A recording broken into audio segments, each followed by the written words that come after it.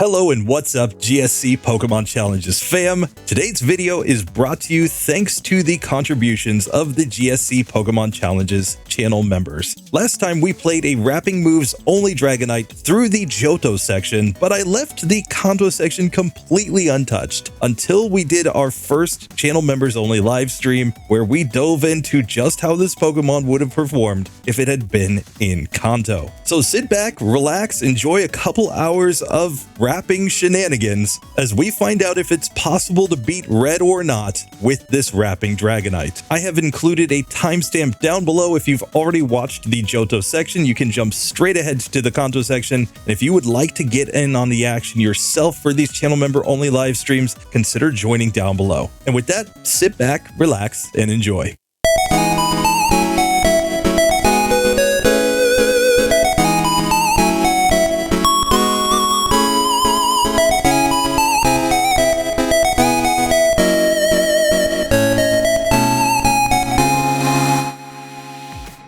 All the way back at the beginning of the Minimum Battles series on this channel, I made a statement that I think Wrap is the single most nerfed move in the entire game of Generation 2 when compared to Gen 1. A statement that I think we pretty much could all agree on. Consider, Wrap was a completely broken strategy as long as it hit in Gen 1, preventing your opponent from moving and dealing chip damage to them until you could finally knock them out. Whereas in Gen 2, it's basically just a little bit of chip damage while you remain completely susceptible to your opponent attacking you. There's really no debate. Wrap was the single most nerfed move between the two generations, and it really opens the question, could you beat the game with only Wrap and other similar moves? Well, after doing a little bit of research, I found that Dragonite is the one Pokemon available in these generations that, at least at some point in the franchise, has had access to 4 wrapping moves. It started off with Wrap in Gen 1, where it completely devastated Gen 1 competitive for a while, and then in Gen 2, it adds Whirlpool, available via HM. But if you also include later gens of the games,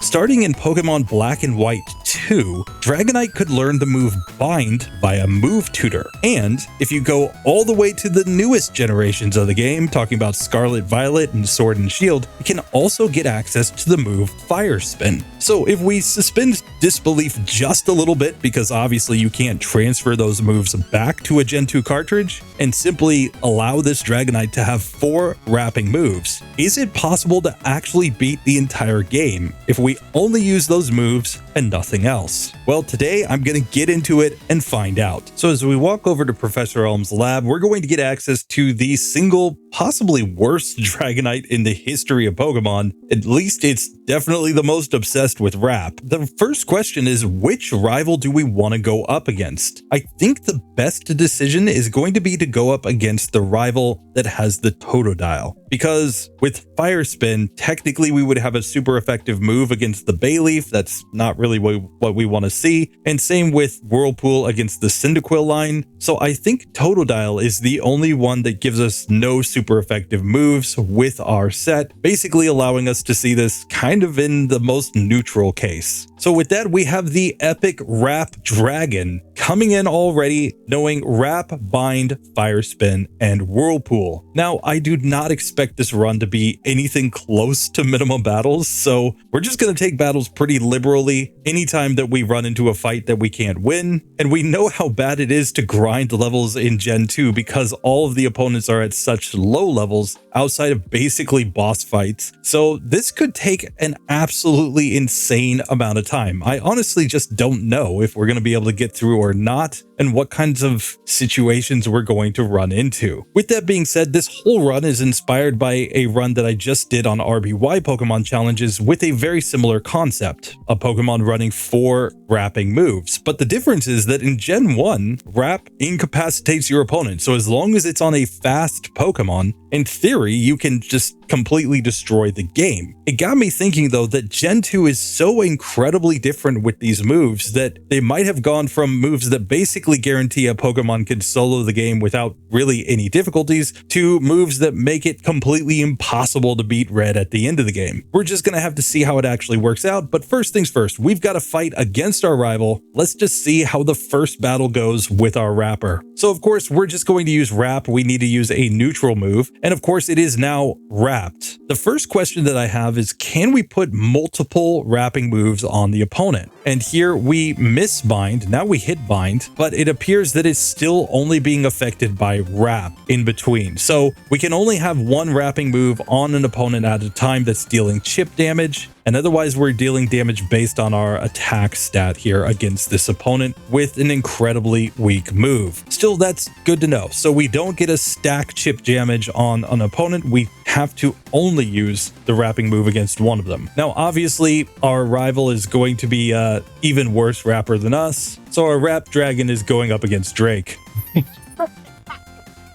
Sorry, I find that stupid and hilarious. Anyway, let's go ahead and get access to some Pokeballs. We're going to catch other Pokemon, of course, for HMs because we're going to need them to progress in the game. But let's just see how hard or not hard this turns out to actually be. So one thing that I can predict, I think pretty comfortably, is that we will never one-hit KO anything in this entire run. Every single fight is going to be a matter of grinding opponents down, but still, there are plenty of weak opponents early in the game, so I don't expect us to actually have any troubles here. And then the other factor, of course, is about accuracy. Wrap is the most accurate of our moves, and when all of our moves are neutrally effective, they all have the same base power. So in any situation where we have no preference between our moves, we may as well just use Wrap. It also uses our better attack stat, so this is just the clear strategy. However, as we move through the run, we will have situations where one of these other moves is super effective, and then we'll have to use it. Now, with that being said, we just lost to Youngster Mikey.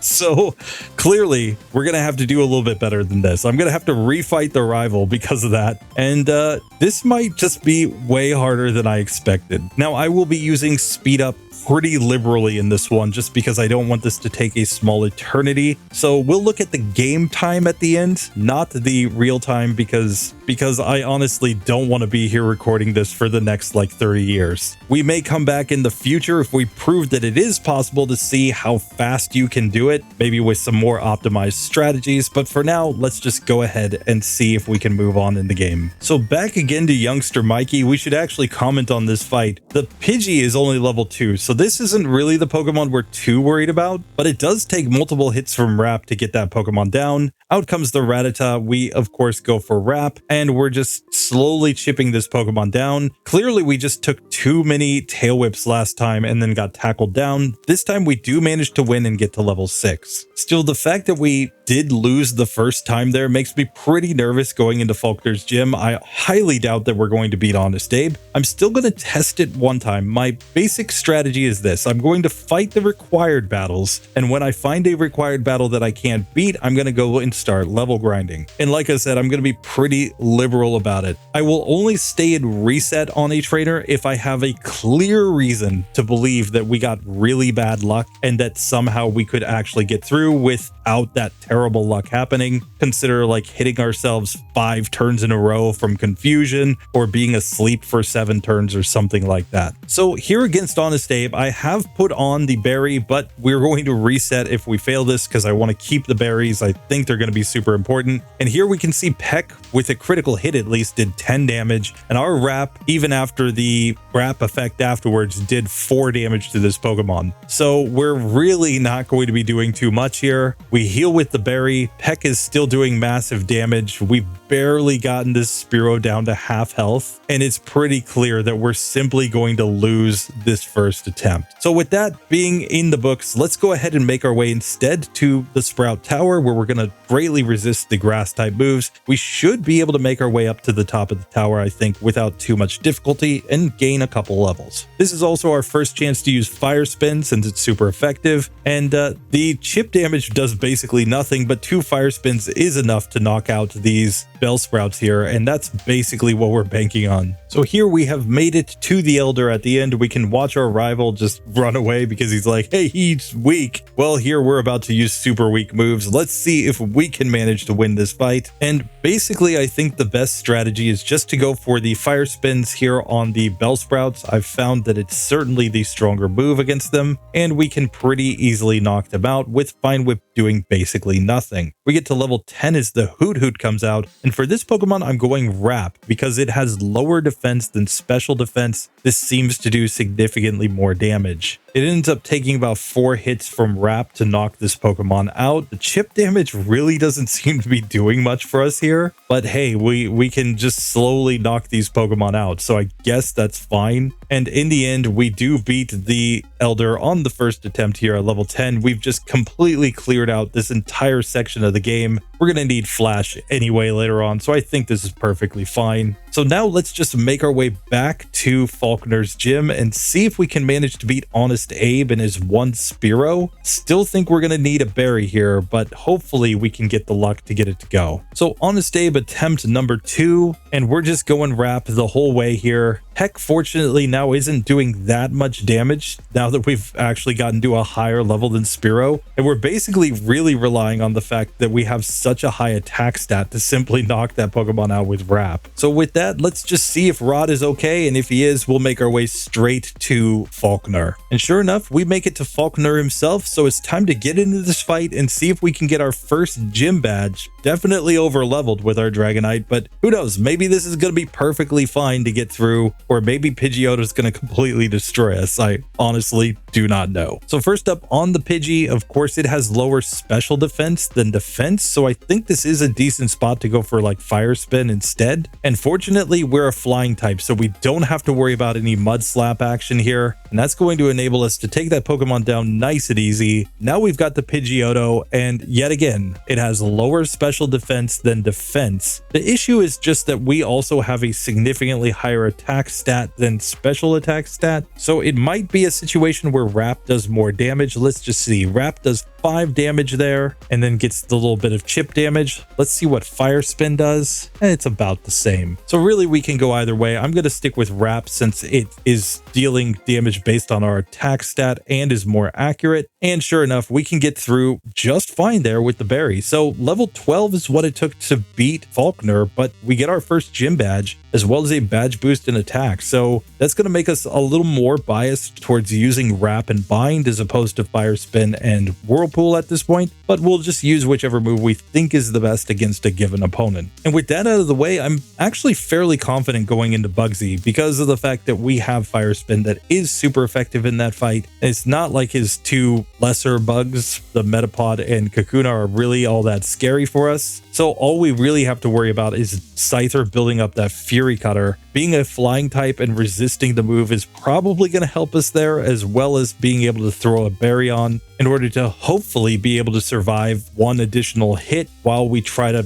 slowly whittle him down with our Fire Spin. But so far, the biggest surprising thing to me is that the chip damage really seems to be playing only a very small part in these battles. Mostly what we're getting from the wrapping moves is the direct attack itself. And on a Pokemon like Dragonite that has really good stats, it's actually not looking that bad here in the early game. I expect it to get worse and worse as we go along though. Now with that being said, here in the Slowpoke well, we actually run into the first trainer in the game that has 3 Pokemon on their team, meaning that we're going to have to take out all 3 of these in order to get through this one. Fortunately, we're up against 2 Zubats that aren't going to be able to do massive amounts of damage to us unless we get confused and hit ourselves multiple times. So it should just be a matter of spamming Bind and hoping that it actually hits. Still, because we're over leveled, we get through that fight pretty easily and we're ready to get to Jamesy Proton at the end. And here Coughing has significantly lower special defense than defense, so I'm going to go for special moves here. Of course, we get poisoned, and the poison might actually be significantly stronger than these wrapping moves. Honestly, I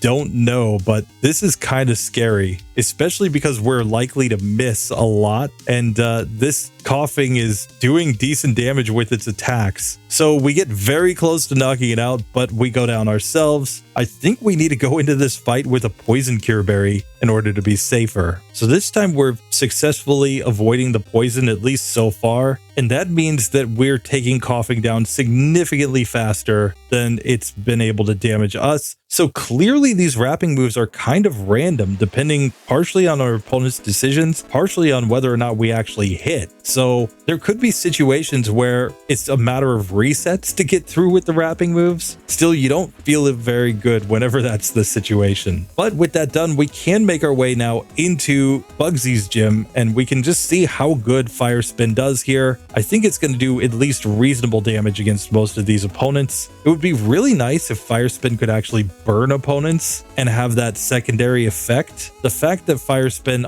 only deals damage and then its little chip damage is what I kind of dislike about this move. So I've fought the required trainers in here, but before I go to fight Bugsy, I'm actually going to test out rival number 2, because once we fight Bugsy, we're going to lose access to the other 2 trainers that are in the gym there. Whereas if we fight rival 2 first and we fail, we'll know that we need to grind more levels and we'll be able to take those fights on just to get a little extra experience. So let's just see how this goes first on our rival. He's going to lead off, of course, with the Ghastly. This is why we had to have good move coverage. Wrap can't affect this Pokemon. Fortunately, our Whirlpool and Fire Spin can. Now we get licked and paralyzed, which I guess is fine, but we really need to actually land some hits with Fire Spin because the chip damage is not doing anything for us. So we do manage to finally take Ghastly down. Zubat is out next. I'm going to go for the Wrap here, and we are just taking very significant amounts of damage as well as being paralyzed and confused, and we simply get Bite until we finally go down. Now obviously a big part of that was being paralyzed, but I don't see any way that we're going to take Ghastly down fast enough to avoid paralysis. So let's get into the gym and just fight the other randos so that we can get more experience to try that again. And now we would normally be able to learn Twister via level up here, but we're not going to learn that move in spite of the fact that it would be a significant upgrade on any of these moves we're currently running. No, at level 15, it's time to go back and try the rival again. Let's see if we can actually get the victory or if we're going to need to do more level grinding. Now we actually get through that Ghastly with no paralysis, meaning we're faster than the Zubat. We can come in and start wrapping, and we're doing pretty decent damage here. I think we're going to get our first look at the Croconaw. And fortunately against Croconaw, we resist water type moves. We would have resisted all the starters types, but this Pokemon knows Rage, and that's kind of the issue. We're going to have to hit a lot of times here. So if it's using Rage, it's definitely going to be increasing the damage of that move. Instead, it's just going Scratch here, which even that appears to be enough to simply knock us out. So I think we're going to go down again on this battle. So that's all right. Let's try Bugsy once just to see if we can beat him. And then we're probably going to just have to do a lot more level grinding to get through that rival 2 fight. So first up against Bugsy, I'm going Fire Spin on the Metapod. Harden obviously doesn't matter against a special move, which all fire type moves are. So we're going to get through this Pokemon just fine. Out next is the Scyther, and he starts setting up the Fury Cutter, and he's faster. Now Fire Spin's not actually doing that much, so it looks like he's taking a significantly larger percentage of damage from the chip damage that comes after, but Fury Cutter builds up too much and we simply lose that fight. So even with a super effective move, we cannot win that fight at this point, at least not reliably, I don't think. So we're gonna have to go start grinding some levels. And now I said we would never one-shot an opponent, but we actually do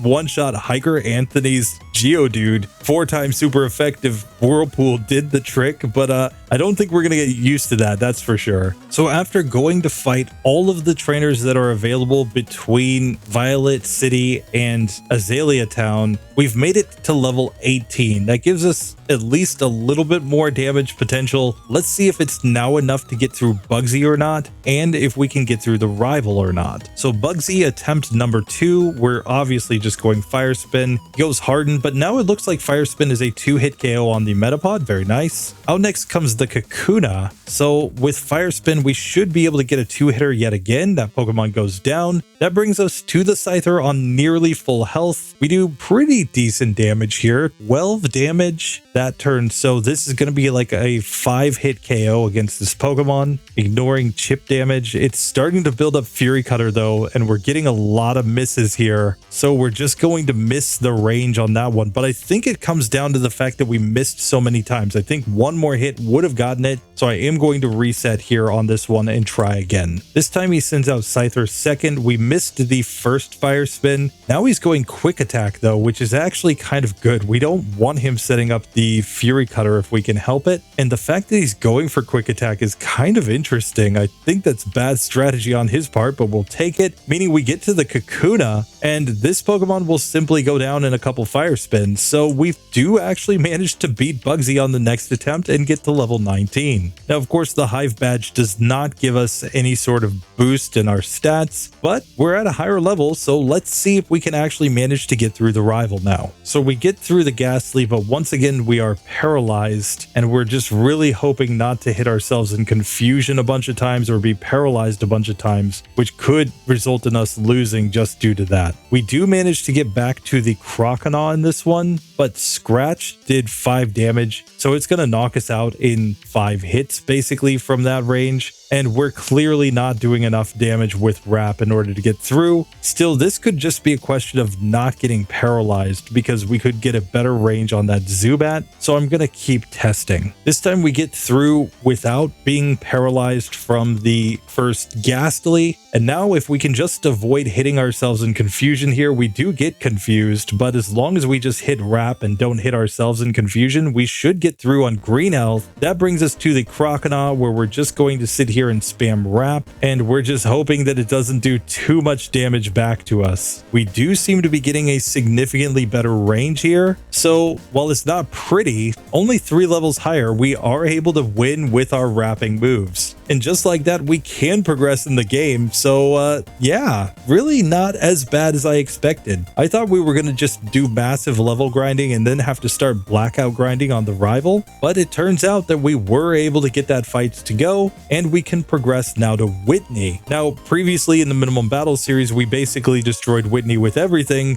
but I highly doubt we're going to destroy Whitney in this one. I think we're going to need an awful lot of luck to get this fight to go because rollout is going to build up way too fast, and because we're a flying type, that rollout is going to be a major wall. I probably should have done this with a Dragonair instead of a Dragonite, but it's too late for that now. We're already into it. So I'm gonna kind of do my standard route first, going into the underground, getting the coin case, etc., and then we'll make our way over to Whitney's gym and probably end up doing a bunch of level grinding after that. Now, of course, we make it to Whitney herself without any real issues. The question is just, can we win this fight? I'm going to try it once, but I highly doubt it. Let's just see though. So first up, we've got the Clefairy. I'm going to go Wrap on this Pokemon. It has lower defense, so this just makes sense. Hit Metronome Stomp, which doesn't do that much to us, and then it double slaps. But honestly, I just don't see a way that we're going to get through with enough HP, and then it Metronome's Whirlwind, causing us to have to reset just because we had to send out a different Pokemon. So let's try this one again. We do get through the Clefairy on the second attempt, allowing us to get our first shot here at the Miltank, which has significantly lower special defense. So I'm going to use Fire Spin instead, and we can just see rollout is building up so much. There's no way that we get through at our current level. So let's go start grinding. So after clearing out a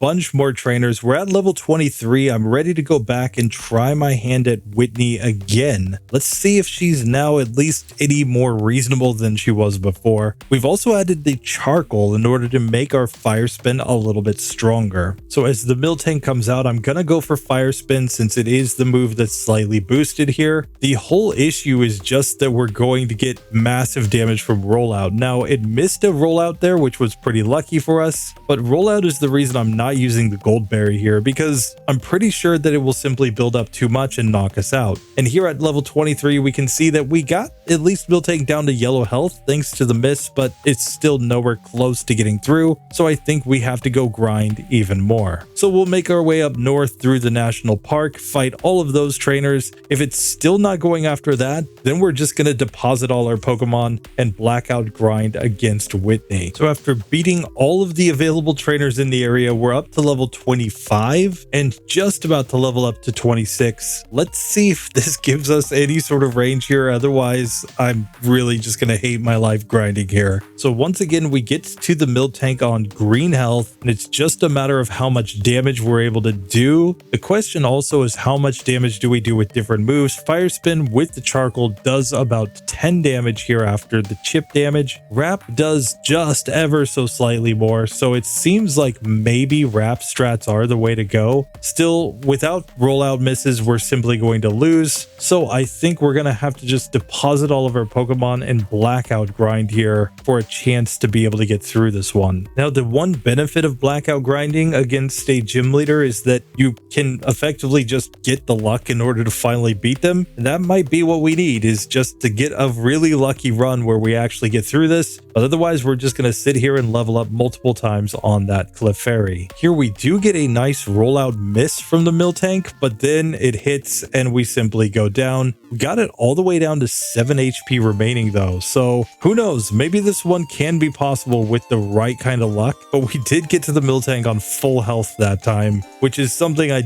don't expect to happen very often. So it took tons and tons of attempts, but finally at level 28, we managed to get through that fight. That was tedious. Over an hour, 10 minutes just to beat Whitney. Now we can of course get a badge boost in our speed as well as an increase in the power of our normal type moves. So now we have a reason to kind of prefer to use wrap and bind. Of course, that's not going to help us at all on Morty in the next section. So it seems like every time we get a small advantage, it turns out to not actually be any good. But you know, hey, we're moving on. So now it's time to get up and take on the Kimono Girls and then rival number 3. I expect this section to be really hard as well with the rival. So we're probably going to be back to the grind. We'll just have to see. But because we're so incredibly over leveled right now, we actually get through the Kimono Girls with no issue. We're going straight to rival 3. I'm very hopeful that we have a chance against him. Obviously, we're going to be cursed though, and I think that's basically going to end us. I don't see any way that we're getting through this section of the game with curse on, and I don't see us one-shotting against that Haunter unless we get to a massively high level. So this might actually be the point where this run basically becomes impossible. Still, we do one-shot the Magnemite after the Haunter goes down. Here, we're going to have to deal some serious damage to the Zubat. Who knows?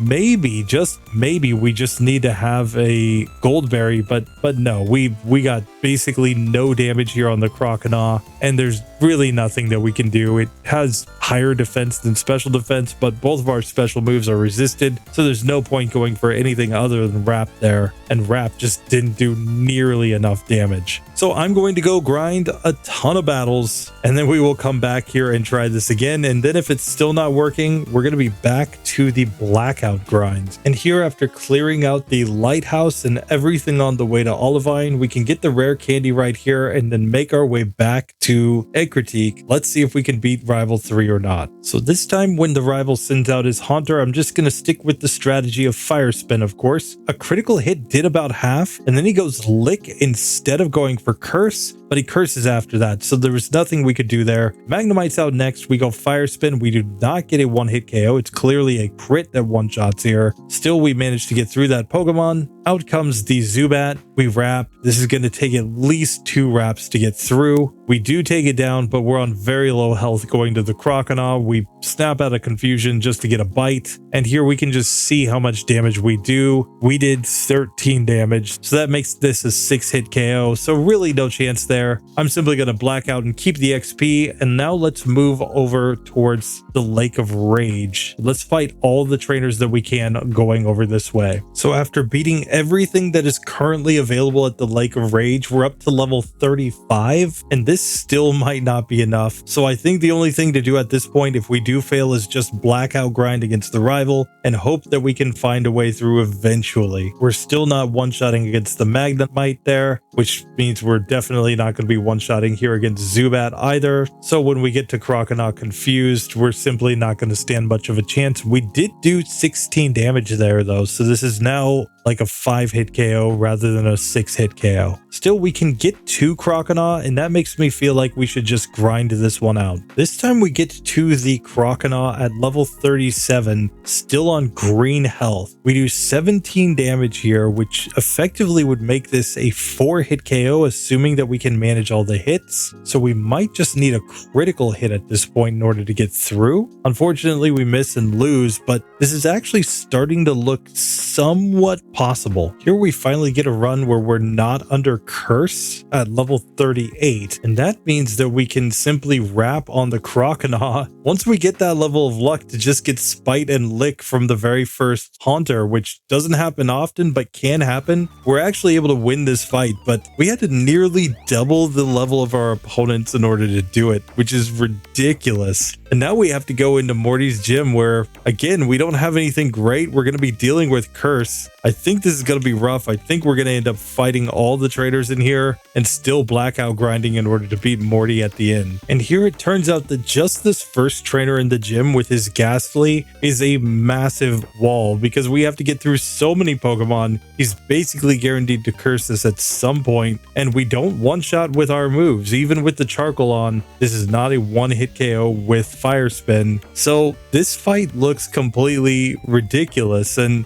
honestly, we're only going to get through by just getting really good luck. We do finally get through, but man, oh man, that took a short eternity. After that, though, there was only 1 or 2 Pokemon on each of these other gym rando trainers teams. So I think we'll get through them pretty quick. Let's make our way straight to Morty. So we're coming into Morty at level 41. Honestly, though, the fact that we're all the way up to level 41 at this point in only the 4th gym makes me think there's no way we beat Red in this. So we might just be trying to see if we could beat Johto. I'm honestly not sure, but first things first, let's get into this gym leader battle. Now, first up, he has the Ghastly. I'm going to go Fire Spin. He curses after we miss. We miss again. I think we've already lost this attempt. Still, we do knock it out after the curse, and with too many misses, we're simply going to go down in this one, and we didn't even do half to the Haunter. So yeah, if we get cursed, that's basically game over. There's only one other rando to fight here in the gym, this lady that I never fight. We'll fight her to get some XP, but then it's just time to blackout grind on Morty himself, because we've already fought every other trainer that's available in the game at this point, unless we want to go back all the way to the beginning of the game. But I mean, it's not like those Pokemon between Cherry Grove and Violet are gonna give us that much experience. This time we get through the Ghastly with no curse on though, so the Haunter curses instead, and then Nightshades. Still, we do manage to knock that Pokemon out finally. Gengar's out next. We did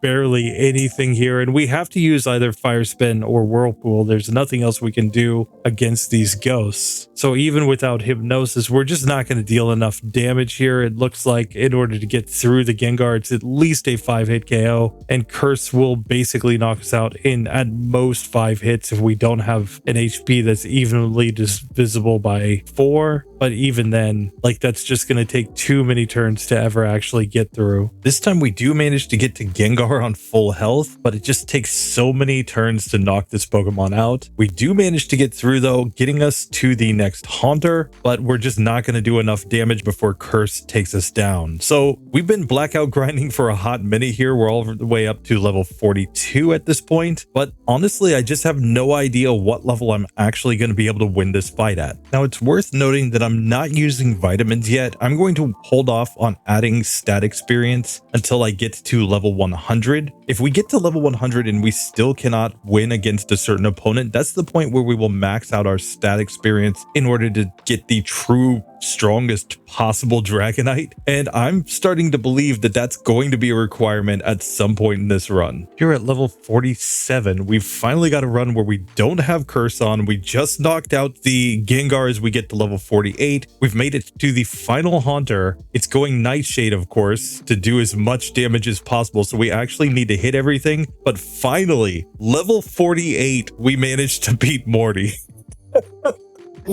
Considering in the minimum battle series how many Pokemon have been able to completely crush Morty or at the least use Hidden Power Dark to get through this fight, this is insane. Look at the stats on the left side of the screen. Oh my god. Everything is well over 120 at this point, and yet we still were struggling to get through Morty this entire time. And the fact is that we can't use Surf until we've beaten Morty, so we didn't have the option to go fight the Rocket Hideout or go down to Jasmine or anything. But now maybe we're so overleveled that we're just going to crush for a minute here. So the first thing that I'm going to do, of course, is I'm going to go down to Cyanwood so that we can reach the point where we can actually fly outside of battle. That's my hope anyway, by beating Chuck. And honestly, I don't think we have too much to fear from Chuck. We resist fighting moves, we resist water type moves. So I think we're going to get through this just fine, especially given that we're so massively overleveled, but who knows? This one, our moves are so incredibly weak that this might not actually be possible. But this is one situation at least where I'm not even going to bother trying to avoid traders anymore, because I think we're going to need the levels anyway at some point in the run. But with that, let's just get straight into the gym. First, we've got a double battle that could theoretically be hard depending on what our opponent uses. Now, of course, in this generation, the special defense of the Hitmons has gone up significantly, so we're going to go wrap strats here. Hitmonlee, I'm not really worried about. He's just going to use things like Jump Kick, which don't really do that much damage to a flying type. What I'm worried about is maybe Ice Punch here from the Hitmonchan. It theoretically could do a lot of damage. Instead, it's going Comet Punch though, so maybe he's just random. And sure enough, he's not using the best moves, so we get through nice and easy. With those two guys done, I think we're fine to make our way to Chucky Boy, and let's just see if we can beat him. And after a quick heal, we have made it to Chuck, and this is going to be ridiculous, I think, but I'm just going to try it. We're already massively overleveled, so I think we can win, but who knows? Honestly, I have no idea when I can actually win battles, in spite of the fact that my stats are absolutely insane at this point in the game. But he's going to lead off, of course, with his Primeape. Primeape has lower defense than special defense, and we have a higher attack stat, so it's pretty clear we go for Wrap on this Pokemon. We do less than half, so this looks to be a 3-hit KO with Wrap here. Still, we do take that Pokemon down. Out next comes the Poliwrath, and of course, this Pokemon could put us to sleep. Surf and Dynamic Punch are at least resisted here, and while Poliwrath has lower special defense than defense, we don't have great moves to use there, so we're just going to stick with Wrap on this one. That did very little damage. We get hit by Dynamic Punch, which does basically nothing, though we do get confused here, and we're just hoping to land at least one more Wrap as we get confused again by Dynamic Punch. We do manage to hit, so we beat Chucky Boy on the first attempt as we get to level 49. So Chuck turns out to be significantly easier than Morty. That curse just honestly doesn't care about your level or stats, because if you can't knock opponents out quickly, you're just going to get cursed down. So Morty honestly might have been the hardest trainer in the game for this strategy. I'm honestly not sure. At least he's the hardest here in the Johto gyms so far. But now I'm just going to see if I can clean sweep everything. Since we are a dragon type, I think we want to avoid Price for now. This is one of the few situations where Price theoretically could be hard. So we're going to go to Jasmine next, where our Fire Spin and Whirlpool will at least have some good damage potential, assuming that we actually hit. I think we'll be able to get through the Magnemites and the Steelix, but let's just see. Level is not the issue, that's for sure. So it's time for Jasmine attempt number 1. So Jasmine, of course, leads off with the Magnemite. I'm going to go Fire Spin here. We do not get the one-hitter and we get paralyzed, but this is going to be a 2-hit KO, and it's not like Thunderbolt's doing that much to us. So it's really just a matter of when we can actually hit the next Fire Spin. We just keep missing. Still, we do take that first Magnemite down. Out comes the Steelix, and we could go either way, I think, but I'm gonna save the Fire Spins for the Magnemite, so I'm gonna go Whirlpool here. Did about a quarter, really not too bad. Iron Tail does decent damage here though, and because we're on fairly low health, I think we're just losing this first attempt. But in fact, we knock out Steelix, so we've made it to the final Magnemite on this attempt. I think we could get this if we just didn't miss so many many times on the first Magnemite, so I'm going to reset here. So while we are paralyzed, we do manage to get to the Steelix with better HP this time. The issue is just that we take a critical hit and then she hyper potions, so we're clearly losing this attempt as well. Still, a critical hit from Fire Spin I think will one-shot one of these Magnemites, and that could be all that we need. Alternatively, it might be worth it to go for the Paralyzed Cure Berry here, but who knows? I think we can get through just like this as long as we land the Whirlpool. We do, but we don't quite get the range to take Steelix down. Still, one more Whirlpool does the job. We actually get to the final Magnemite with slightly less than half HP left, so it's just a matter of landing 2 Fire Spins here. We land it, so it took several attempts, but we did manage to beat Jasmine without any additional level grinding, and we can move on in the game. Now, I think that fight could have been made easier by going to the Rocket hideout first, but hey, you know, we're just trying to do what we can do with what we got at the moment. And with that, we'll just come catch a red Gyarados. I do want to catch this Pokemon for HM usage, but after that, we can simply progress to the Rocket hideout. I'm also going to take this opportunity to get the Rare Candy and Elixir that are over here, and then we will move on in the game. And now it's worth noting that while I am 2 hours and 26 minutes into this run, I actually had to quit yesterday because I got way too tired just grinding against Morty. So this is day 2 at this point. And on top of that, I'm using a lot of speed up here. I have a turbo button that allows me to basically play at 10 times speed when I'm just grinding battles over and over again. And I'm using that very liberally here. So don't take that time as gospel. It's probably about double that amount of time if I'm being honest. So here we reach the executive in the Rocket hideout. And at this point, we're so incredibly overleveled that a lot of opponents are 1 or 2 hit KOs at most. So we really have no issue getting through any of these fights. That being said, I do have a little bit of worry about the price fight, just because I think Blizzard will do significant damage to us. And if we can't manage to hit, we may actually go down. We're going to have to see how that fight actually goes. So I'm just going to beat up on these final rockets and make my way over there, as I'm already up to level 50 at this point. So we have just the rocket female executive to get through at the very end of this section. She's also rapping with her Arbok. Our rap does significantly more damage, but everything here in this run at this point is not about chip damage at this point. It's entirely just about the direct damage of our attacks, which are getting super strong just because we're super over leveled. So we can win those fights, but man, this 1/16 of HP setting of rap in Gen 2 was clearly just way too weak. There's a reason they buffed it later in later gens, both by making it last more turns every single time it hits and by doing a greater percentage of HP of damage, because that chip damage basically turns out to be completely irrelevant in pretty much every fight. And now, because this is not a minimum battles run, I'm not even going to worry about these electrodes. I'm just going to knock them out. If they self-destruct, who cares? I only worry about not getting the XP here when I'm running on minimum battles. In this case, it's really not a big issue either way. But with the Rocket hideout cleared, I'm going to come and try to fight Price. If I struggle, I will start grinding against the trainers in his gym. We know Price is bad, but this could be just the one rare situation where he's actually difficult. So let's get into it and find out. So Price, attempt number 1, he leads off with Seal, which has lower defense than special defense. So Rap is the play here. He goes Icy Wind, which does reasonable damage considering how weak this Seal is. Out next is the Dugong. We're sticking with the same strategy. We get a nice critical hit Rap turn 1, but Aurora Beam did massive damage there. Now he rests, and we're gonna need to actually hit him multiple times in order to break through this rest strategy of his, because in theory he could just completely stall us out with rest strats. That being said, we do manage to get through. We've made it to Piloswine. This is the point where he has higher defense than special defense, and he's actually weak against fire. So we're going to go for the Fire Spin. He misses the first Blizzard, misses the second Blizzard. Now he Hyper Potions though. A critical hit will win. Instead, we get hit by Blizzard and we lose the first attempt against Price. That was really close though. I'm going to try this again. This time we get no rest from the Dugong, so we're getting through to Piloswine Swine on better health, goes for Mist, which we don't really care about. Then it hits the Blizzard though. That's not what we wanted to see. Plus we're missing. He gets the Hyper Potion off. We get a nice Blizzard Mist though, and that allows us to win on the second attempt. So Price, while he should have completely destroyed us, actually turned out to not be that hard, and we can move on now in the game. So we've got a big rocket section to deal with before we go over to fight Claire. I think Claire's going to be terrible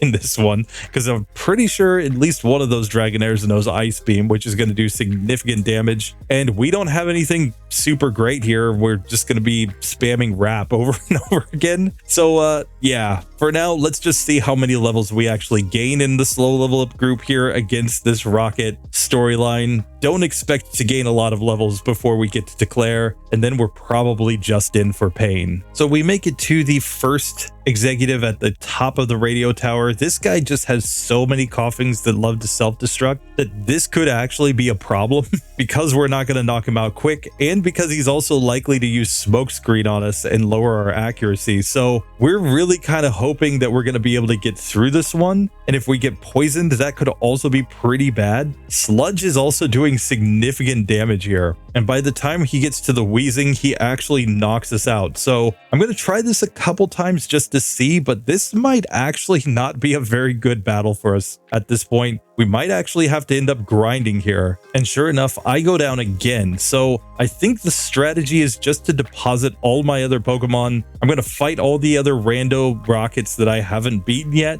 because we clearly need more levels just to get through that fight. I'm also just going to take a few other trainers that I can fight at this point in the game just to gain levels more efficiently. And while I'm out here training, I think I may as well just come fight Eugene as well. This fight should be super easy. We're just going to wrap his Drowsy, which is a 2-hitter, and even when he puts me to sleep, I don't think he's going to do significant damage to me, so we can simply just wait for the chance for us to wake up and knock him out. The Electrode knows Rollout, which is technically super effective here, but as long as we land enough hits, we don't really have to worry about that at this point. The Haunter, we have to be a little worried, but we're just going to go Whirlpool and hope that it doesn't manage to knock me out too quickly. Sure enough, we knock it out, and Eugene never stood a chance. And I'm just going to do a bunch of other things while I'm here, going and fighting some randos around the Whirl Islands. We'll probably go back to Mount Mortar and see if we can fight anybody there as well, just trying to gain as many levels as possible. I've also gotten the King's Rock and the Mystic Water in the case that I need them for specific opponents. And apparently we've just broken the game.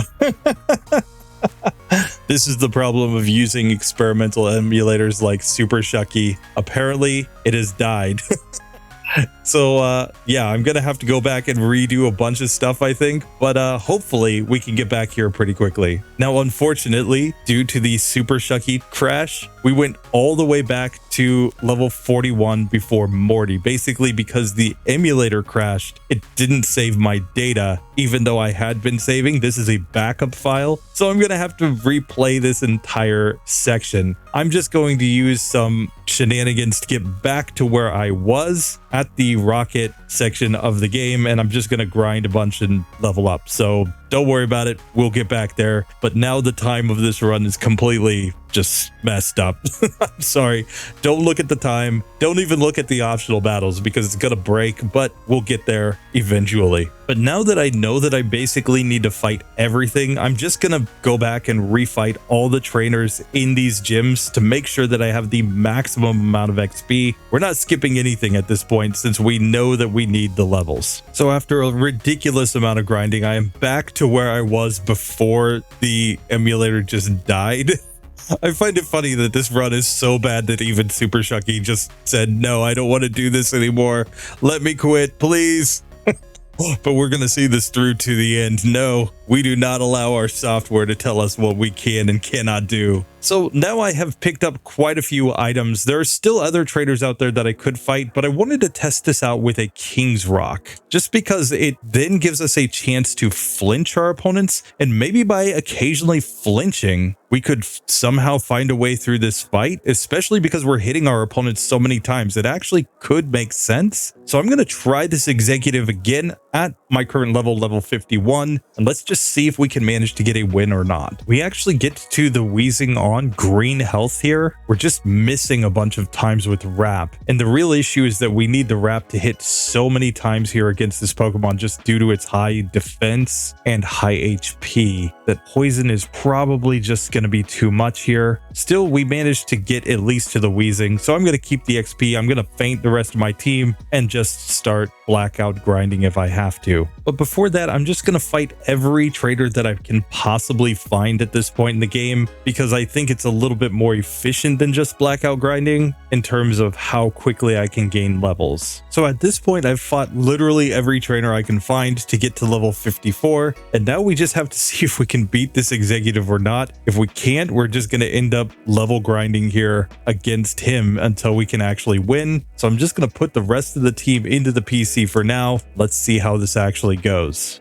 Here at level 55, we finally get through the wheezing by surviving its self-destruct. So we just have to get through these last couple coughings and then we should be able to get a win. Still, the smoke screen is having an effect here because we just keep missing. Self-destruct takes us to low health on that second to last coughing. And please, just please let me actually hit. We do finally manage to get through the executive at level 55. So yet again, just insanely difficult to progress in this run, given the fact that our moves are so incredibly weak and inaccurate. Like when I did the Snorlax with the worst possible moves run, we were running 20 base power moves on that Pokemon and Splash for memes. At least in that run, we were actually hitting most of the time with our moves. Here on the other hand, we're just so unlikely to hit in a lot of these situations once they use like a couple smoke screens on us that it's pretty easy to lose even to just rockets in this run. But with that finally done, we can go into the basement and it's time to try our hand at rival number 4. And this could also actually be a pretty tough fight. We're going to have to see if we can actually make it through or not. So rival 4 attempt to number 1. Against the Golbat, I'm just going Wrap. Of course, we miss and we get confused, which is pretty terrible. But we snap out of confusion after that. This looks to be a 2-hit KO on this Pokemon at our current level if we can actually land the hits. We actually don't quite get the range, so it takes 3. Now we've got the Magnemite. It, of course, paralyzes us when we miss, and it wouldn't have been a 1-hit KO with the Fire Spin anyway. Haunter is out next. This Pokemon obviously can just go Curse and completely wreck us. And yeah, it's looking like we're probably not going to beat the rival, so back to the grind. The next attempt, we actually get a Thunder Wave miss from the Magnemite, and then it went Sonic Boom, so we actually do take that Pokemon down. We're 2 Haunter without any status, but now of course we're just missing on this Pokemon. However, once we do hit, it does go down. We've gotten to the Sneasel, where I'm going to go for the Fire Spin since it's super effective. Feint Attack isn't going to do that much, but actually since it has lower defense, I'm going to try the Wrap here. It does not quite get the KO, so we simply go down yet again. I think we have to get a run where we don't get cursed here. He has used things like Shadow Ball, for example, against us with that Haunter, so I think it's possible. It's just a matter of resets. Still, I think I'm going to need XP later on, so I'm not even going to bother with the resets. I'm just going to go for the blackout grind to get more XP. And of course, I've realized at this point that there's no point in having the King's Rock because it has no chance to flinch with any of my moves, only in Gen 2. So I'm going to replace this with an item that actually at least gives me some advantage. We will use the Charcoal instead. Like, I get why they would feel like that was maybe overpowered, but honestly, I think we would have needed the flinches here. So it's kind of terrible that they don't actually make that an option with these terrible moves. Now this time we actually get through Sneasel for the first time at level 57, so we at least get a C for Alligator. I'm going to see what Wrap does. Oh, that did nothing.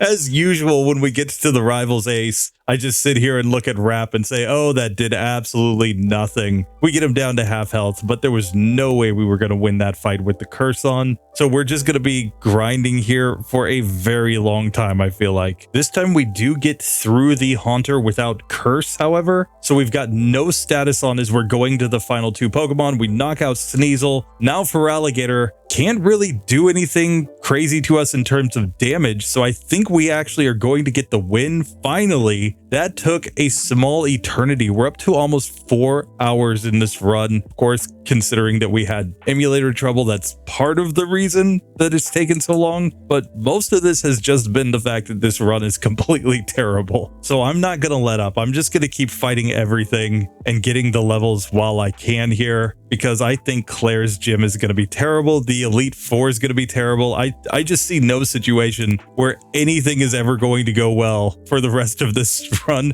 until maybe we get to Kanto and we just stunt on a few gym leaders because we've already beaten the Johto section. But even then, I'm not sure that it's going to actually be feeling like a victory lap for very long, especially once we get to blue and red. I think we're probably going to end the game at best getting to blue or red and then just finding that we cannot progress. Though an item like leftovers when we get to Kanto could really help this one. It will be something to test out at that point. So finally we reach the director and get the card key, but for all I know we're gonna struggle against the executives at the top. So yet again, this is a spot where we're just gonna prepare to grind if we absolutely have to. Still, we have made it to the final executive, so let's just see if we can actually win. First up, we've got Houndour, of course. We're going to go for the Whirlpool. It's not a one-hitter, but it is a two-hitter with this move, so we do take that Pokemon down. Out next comes the Coughing. I'm just gonna go Fire Spin here since I don't really have anything else to use Fire Spin on. This is a two-hitter as well, so we do manage to take that one down. Houndoom is out last. We go for the Whirlpool. It does over a third, so yeah, as long as we get the hits, we're actually gonna finally complete this section of the game. Then we can move on to Claire and probably feel even more pain. So very nice. Hey, Dragonite, you have actually wrapped yourself to the top of the radio tower, so I guess that's an accomplishment for a rapper, but still, it's definitely not what we signed up for when we started this run. Now, we will get the pink bow right here. I know I could have gotten it on a Tuesday as well, but we at least now have that move as a way to boost our normal type moves if we need it. So now we are in Blackthorn. We're ready to go into Claire's gym, and I'm just going to deposit all my Pokemon right away because I just think it's so likely that I lose here, and we'll just take the blackout, grind level ups as much as we can. And of course, even at a very high level, the big issue that we have is that we often get paralyzed in this gym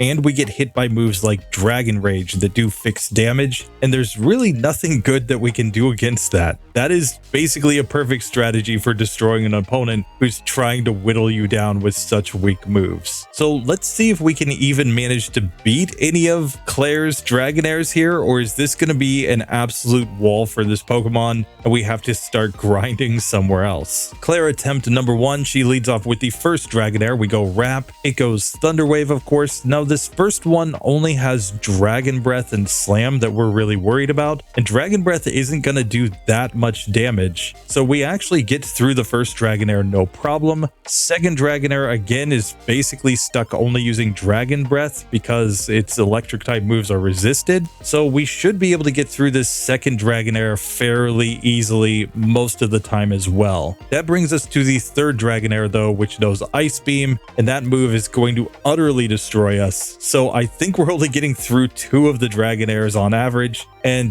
that could prove to be a major problem. Still, at least we know that we can grind here on this fight, so I guess that's a small victory. I don't think there's any point of having a paralyzed Cure Berry because we're simply just gonna get paralyzed again later, so it doesn't really do anything for us. I think we have to be able to just win by going all in on attack with our Wrap, and that is clearly not going to happen for quite some time. I think if we can get to the point where these Dragonairs are 2-hit KOs with Wrap, of course including the pink bow that we have on, at that point we'll at least get a chance to see the final Kingdra, but that's gonna be a long time coming from the looks of it. We're all the way at level 60 right now, so way over leveled for this fight. If we were using any normal standard strategy, we'd just be completely crushing this gym, but the fact that we're stuck with only Wrap is the major issue in this one. At level 61, it just wanted to teach us Outrage, which would have been perfect for this run, but unfortunately we can't learn that move, so we had to forget it and re-put Wrap on the move set. Here at level 64, we actually get our first look at Kingdra, basically just getting perfect luck to get here, but then it just uses Dragon's Breath and we simply lose. and obviously she can heal her Kingdra as well. So I honestly don't think we're getting through this fight for a very, very, very, very long time. At this point, I'm basically going to start using rare candies in order to level up, because otherwise grinding here with this slow level up Pokemon is going to take so incredibly long that I don't think I'm ever going to get through this within any reasonable amount of time to actually finish this video. And besides, we can simply add on the stat experience later if we reach level 100 and a fight is still not working. So I have now a ridiculous number of rare candies, and I'm just going to level up to logical damage rounding thresholds and try this fight again each time. Now, we already know level 64 doesn't work, so level 65 wouldn't make that big of a difference. Let's go up to level 70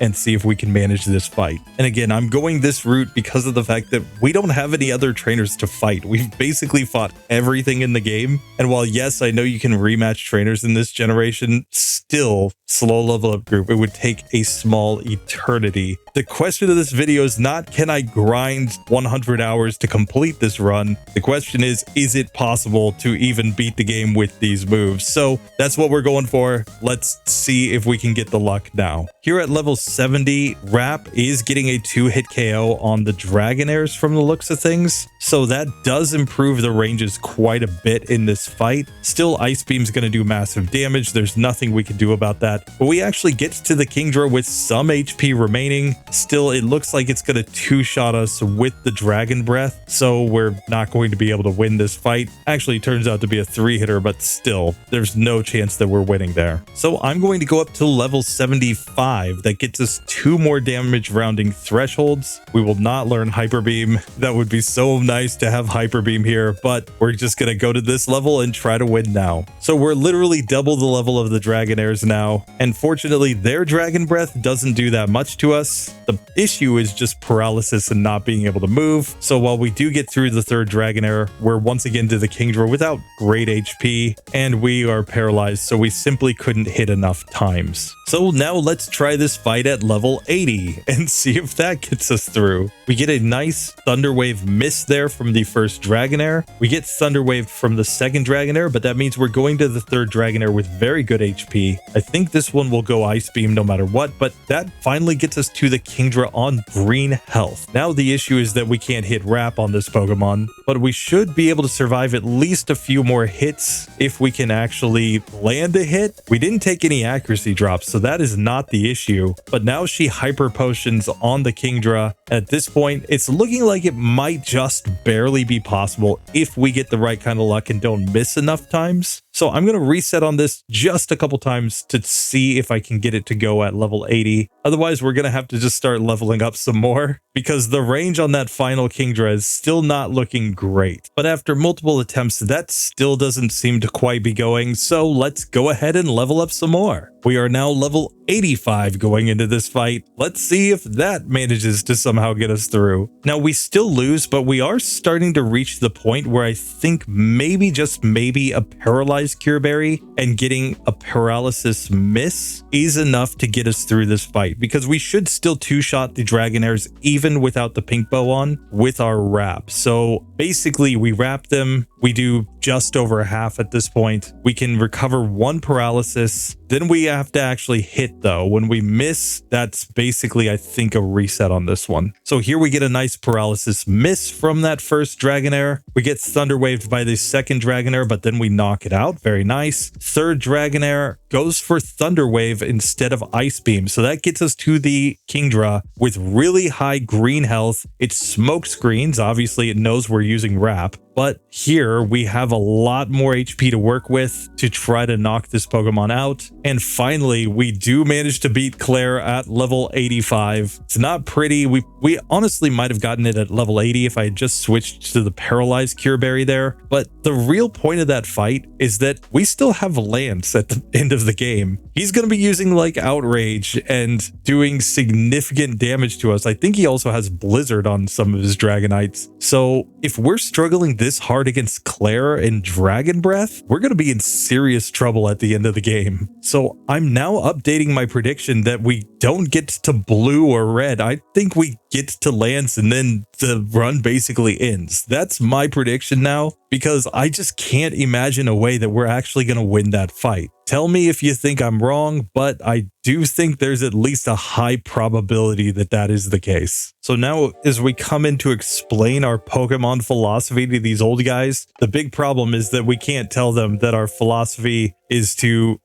just wrap everything. Clearly, if they knew what we were actually doing, they would not tell Claire to give us the badge. They would tell her, yeah, tell that guy that he needs to learn how to play Pokemon before you give him anything. Still, we have managed to progress, albeit with rare candies and at a ridiculously high level. I gotta say that my overlay is definitely not counting the optional battles right, because it doesn't count the levels when I'm blackout grinding. So yet again, that's something that I'm gonna have to look at in the overlay going forward. But the real answer here is that while the score currently shows 53.25 based on my scoring rubric, we're probably actually closer to a score of 0 in terms of I have taken so many optional battles to grind to get levels. I'm not resetting here because there aren't a lot of situations where resetting gives me any advantage. For the most part, this entire run has really been about just leveling up so that Wrap or some other move does enough damage that we can actually win. So at this point, since I've switched to rare candies, I'm simply going to avoid most of these fights unless I accidentally run into them like this. So let's basically just make our way to rival number 5, see if we can win. If we can't win, then yet again, we just start slamming rare candies until we either win or we find the situation where the run becomes impossible. The other thing that we have to worry about here against the Elite Four is, of course, our PP. We're going to run out of PP pretty quick, I think. And there aren't that many ethers, elixirs, etc. in the game. I've gotten pretty much all the items that I can find. I'm not going to waste a bunch of time going back to get a bunch of others. So yeah.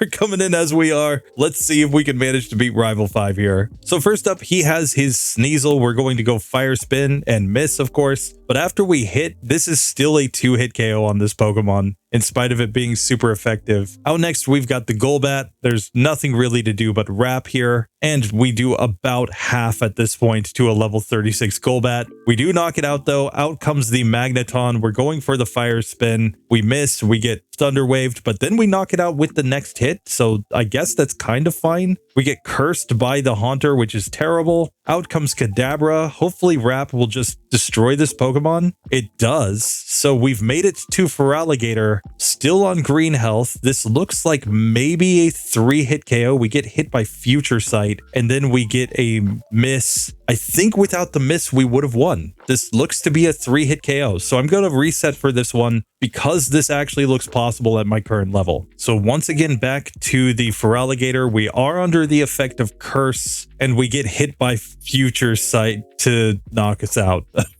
I think we need a run where we don't get paralyzed, which basically is a matter of actually hitting the first Fire Spin on this Magneton and getting the right range. We don't get it that time, but I think that is the luck that we need. And of course, if we can manage to win against this Haunter without getting cursed, we finally get the curse, unfortunately. So yet again, I think we're losing this one. But I do think that is the set of circumstances required to actually win this fight. So this time we do get to the Haunter without any status. It still goes curse, but at least we're not slower than our opponents. So we destroy the Kadabra. We don't have to worry about that Future Sight coming in. And now it's just a question of whether or not we can deal enough damage. We actually do. We survive with 12 HP remaining with no misses there on the Feraligatr, which was super important. If we miss even one hit on the Feraligatr, we're dead. So here, I'm just going to go into the Elite Four. We're going to save between each of them. We've got the rare candies if we need, but if we get really desperate, we're going to have to come back out and use like the box trick in order to get ourselves at level 100 with max stat experience. And I'm not sure that's even going to help against Lance, but who knows? Let's get into Willy Boy and see if we can actually win at level 85. He, of course, leads off with the Xatu. There's nothing really to do than wrap here. Still, this appears to be a 2-hit KO at this point, so we get through that Pokemon nice and easy as we get to level 86. Jinx, of course, has low defense, so Wrap is the play. It's still not a one-hitter, but she goes for Double Slap, so that's fine. Better than Ice Punch. We take it down even though we miss thanks to the chip damage. Out comes the Slowbro. We get a critical hit that does half with the first Wrap, and we knock it out with a second crit. Very nice. That brings out Xatu. We can just stick with the Wrap here. It's confused us with Confuse Ray and Max Potions. We need to not hit ourselves in confusion too much, but Psychic fortunately doesn't seem to be doing that much to us. So we knock out the Xatu. We've made it to the final Pokemon, Exeggutor. We could go a lot of ways, but it has lower special defense, which is why I'm going for the Fire Spin here. It is the obvious play, and 2 Fire Spins ends it. So yeah, Willy Boy, not that hard at level 85.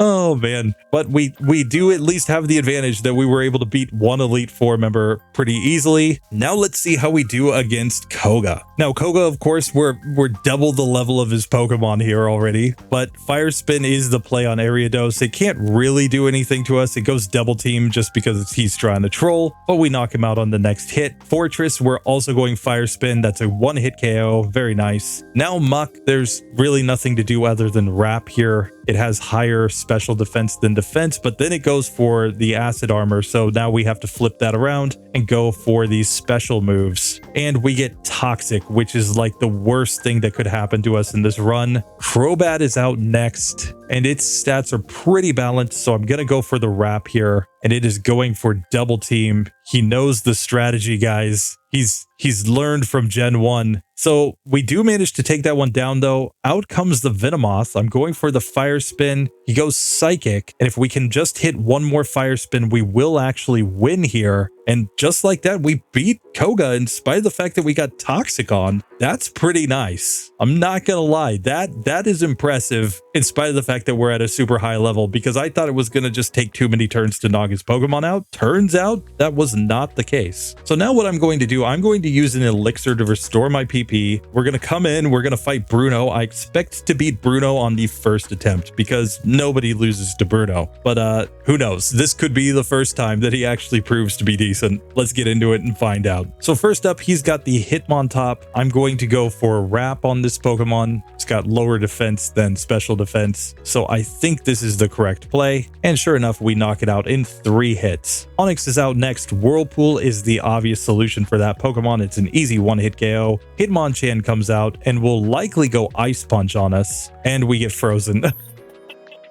No, we trash talked to Bruno, and now we're possibly going to lose. Now we could thaw out, but we need to thaw out soon because we're taking massive damage here. We did manage to defrost, so we do knock out the Hitmonchan. Machamp comes out next, and it has higher special defense than defense, and it's going Rock Slide, so it does have a super effective move against us. We really need to land 3 Wraps here, and he goes for the Max Potion. Oh no, we're gonna lose to Bruno. So yeah, that's what I get for trash talking Bruno. Still, I think this is a winnable fight. I think it was really just the fact that we were getting terrible luck with that freeze there. If we're not frozen, I think we just win. So we get back to Hitmonchan again on very high health. We do over half with a critical hit. He does not get the freeze this time so far, and we knock out the Hitmonchan. So we're on very good health when we get to the Machamp, and now we yet again just need to not miss a million times, and maybe we can manage to win this fight. He goes for Foresight, or good job Bruno. The problem is that we've missed like 6 or 7 times on this Pokemon, so with a critical hit he yet again knocks us out. If we can just avoid all those misses, we have a chance here. So back to the Machamp again. This time we're actually hitting our Wraps, and we actually knock that Pokemon out. That brings out Hitmonlee, which doesn't have anything good against a flying type Pokemon, so we can simply use a couple Wraps to take that one down, and we have beaten Bruno. It was not easy.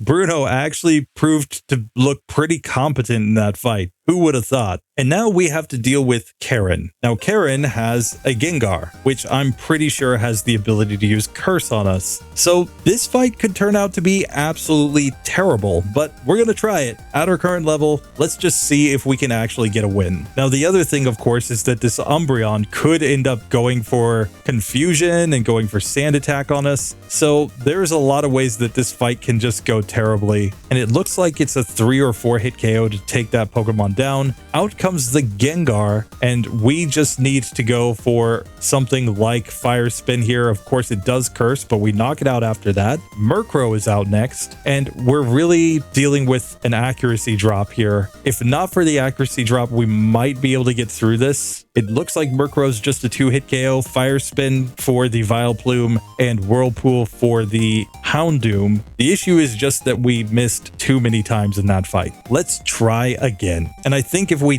get a Sand Attack from Umbreon, especially turn 1, we can simply just reset, because at that point it's reasonably likely, given how many turns we're going to have to hit opponents, that we're just going to lose. So this time we get through Umbreon confused, but without taking any accuracy drops. We still get cursed by the Gengar, of course. There's nothing that we're going to be able to do about that. And we're hitting ourselves in confusion, so yet again, we're going to lose this attempt. This time we get no accuracy drops and no confusion from that Umbreon, and we still managed to miss the first Fire Spin on the Gengar, and we're simply taking too much damage from Curse because we can't manage a hit due to the low accuracy of our moves. That being said, we do get to Murkrow. We get a 1-hit KO on Murkrow. Houndoom comes out. We go for Whirlpool. It's going to be a 2-hitter. It crunches us, but if we get a crit here, we will win. Unfortunately, we just went down due to the Curse. This time we managed no misses on Gengar, so no Curse damage there. We do get a miss on the Murkrow though. We did not get the crit to just 1-hit it, and Houndoom is just surviving with too much HP. This might be a spot for an item like Mystic Water to try to get a better range there on that Houndoom. And of course, with Mystic Water on, I'm just going to go for the Whirlpool on the Gengar as well. For Murkrow, we can simply go for the Bind and knock it out in 2 hits. Houndoom is out now. We go Whirlpool. We're doing about half. She heals, but that allows us to knock that Pokemon out. Vileplume is out last. Fire Spin is going to be a 2-hit KO there. A crit would get us through, but that's going to be a lot of resetting here. I think we're just going to level up. So coming back at level 90 now, let's just see what kind of ranges we can get. We can't hit anything, so we're just losing this attempt. So once again, we get through the Gengar just fine. Of course, we start missing here on Murkrow, but we do take it down. Out comes the Houndoom. We'd really love a Whirlpool critical hit here to one-shot this Pokemon, or at least get pretty close to the one-shot. We just don't get the luck there. And after lots of attempts, that does not seem to be working. So we're going up to level 95 now to try to beat Karen. So now we get back to Houndoom at level 95. We are doing over half with the Whirlpool now, so we knock it out in 2. If we can just manage to hit with both of these Fire Spins, we should actually win here. Problem is that we've got 1 accuracy drop, and that's all it takes for us to lose. So the whole point here at level 95 is that we have to hit basically everything. If we miss at all, we basically just lose this fight, and there's nothing that we could really do about that. The low accuracy of these moves combined with their low power just basically makes this fight borderline impossible. Now, it's not actually impossible because we could sit here and reset for the perfect luck for a ridiculous amount of time. It's just that practically speaking, most of the time we will not win this fight. The Umbreon will have at least 2 or 3 turns to try to use Sand Attack on us just the beginning, or we get confused and hit ourselves in confusion a bunch of times. And I think anytime you take a single Sand Attack, you basically have to reset because you actually have to hit everything for the rest of the run. And because we are nowhere near the range of getting a 1-hit KO here on the Gengar, it's not a situation where you could simply like hope to crit here in order to get a 1-hitter on this Pokemon and avoid Curse. So yeah, I think we're going up to level 100 now. And here I actually think that the Pink Bow might be super important for just trying to get through this Espeon quickly. It's still a 3-hit KO at level 100 though. Nothing we can do about that. The Gengar also is still a 3-hit KO with a move like Whirlpool at level 100. The Murkrow is a 2-hitter still. We've made it to Houndoom. We go for the Whirlpool, but we're going to have to hit 2, and we simply go down. So the last thing that I think we can do to try to make this even borderline reasonable is to give ourselves maxed out stat experience on top of having a level 100 Pokemon. These are effectively the highest stats that you can ever get legally with a Dragonite. At level 100, you can have 385 HP, 366 attack, 288 defense, 298 special attack, 298 special defense, and 258 speed. This is officially the strongest possible Dragonite here. If we can't win now, we're not going to win. Here, we still do not do half damage against the Umbreon with the pink bow on. So while we do knock that Pokemon out, that's still not looking great. Now against the Gengar, we still do not do half damage against this Pokemon with Whirlpool. So we're still in the same range there. Wrap against the Murkrow, we did get a 1-hit KO there. Whirlpool on the Houndoom does over half now without even needing Mystic Water on. She maxed potions, but we hit the next Whirlpool, so that's perfectly fine. Then we miss a Whirlpool. And here, given the fact that we're under the effects of Curse, there's nothing that we can do there. And Fire Spin here is still a 2-hitter on Vileplume, so we will still need a critical hit on that last Pokemon if we get there. So here we get a nice critical hit on the first Umbreon, and that allows us to knock it out, but we are confused. We snap out of confusion to hit the Whirlpool on Gengar. It goes Lick turn 1, but then it curses. Nothing we can do there. It does go down, however. Back to the Murkrow, where maybe we got a range, maybe we got a crit that last time. I honestly am not sure, but we did not one-shot this time with Wrap. So it does go down, but now we're going to need to crit like crazy in order to win this fight. We do not get a crit there on the Houndoom, and we simply lose. And as best as I can tell, it is a range there on the Murkrow. So there might be situations where we do get the damage range to one-shot there and others where we don't. But that, yet again, is a pretty big factor of luck in this one. If we need a high damage roll on that Pokemon, we can see that we just barely missed the range on this one, but after Feint Attack, it will go down from chip damage. But still, that is not ideal. So at this point, the only way that I think we can progress in the game is if we somehow give ourselves a held item that we couldn't normally have here in this battle, because I have reset a ridiculous number of times on this battle. It is simply not working. Like, yes, it's technically possible. I'm sure if I sit here and reset all day, I might finally be able to get it, but honestly, it's not reasonable. And if this fight's going this terribly, I can only imagine what Lance and beyond is going to be. So I'm going to test 2 items that I think are kind of interesting. One is the Scope Lens, available via Mystery Gift in Gen 2. It's an item that increases your critical hit chance, because we see a couple situations here where if we just got a crit, we would be able to one-shot an opponent, and that could be the difference between winning or losing this fight. The other item that we can look at, which is much more standard, is Leftovers. I mean, you could simply trade this Pokemon to another Gen 2 cartridge, give it the Leftovers, and trade it back. So there wouldn't be any major, work needed to get access to that. And if that works, maybe, just maybe, that's the way we get through this fight. The logic there is that by gaining back a little bit of HP throughout the battle, maybe we have enough HP to take one more turn in spite of the curse. I'm going to try both. I'm going to start with the Scope Lens and see how it goes. So here we have no accuracy drops, and we are through the Gengar on very good health. Of course, without the Pink Bow, we're not going to get a 1-hit KO range on this Murkrow. So we're really banking on the critical hits from the Scope Lens to get us through. We've made it to the Houndoom still on green health, but no crit this time. It goes Crunch. We're going to have to land another Whirlpool to knock that Pokemon out, but now we make it to the Vileplume. We can go Fire Spin. It hits. We do not get a crit, but we have survived, and we actually get the final hit there. So the Scope Lens did give us a crit on the very first Umbreon that helped, but outside of that, that was actually just good luck. So yeah, we managed to get the win. I'm just not sure if it's going to be enough here now that we've made it to Lance. Obviously, he is a tough matchup given that we can't even really use the fire spin anywhere here. Everything resists it. Whirlpool will be an option at least against Aerodactyl and Charizard, but everything else we're wrap and bind. That's the strat. Let's see how it goes. So Lance attempt number 1, we wrap on the Gyarados. This looks to be a 3-hit KO here as he goes Rain Dance. That I think is fine. Hyper Beam did not do that much, so we knocked that Pokemon out. Out comes the Aerodactyl. This is where I'm going to go for the Whirlpool, and we get the 1-hit KO.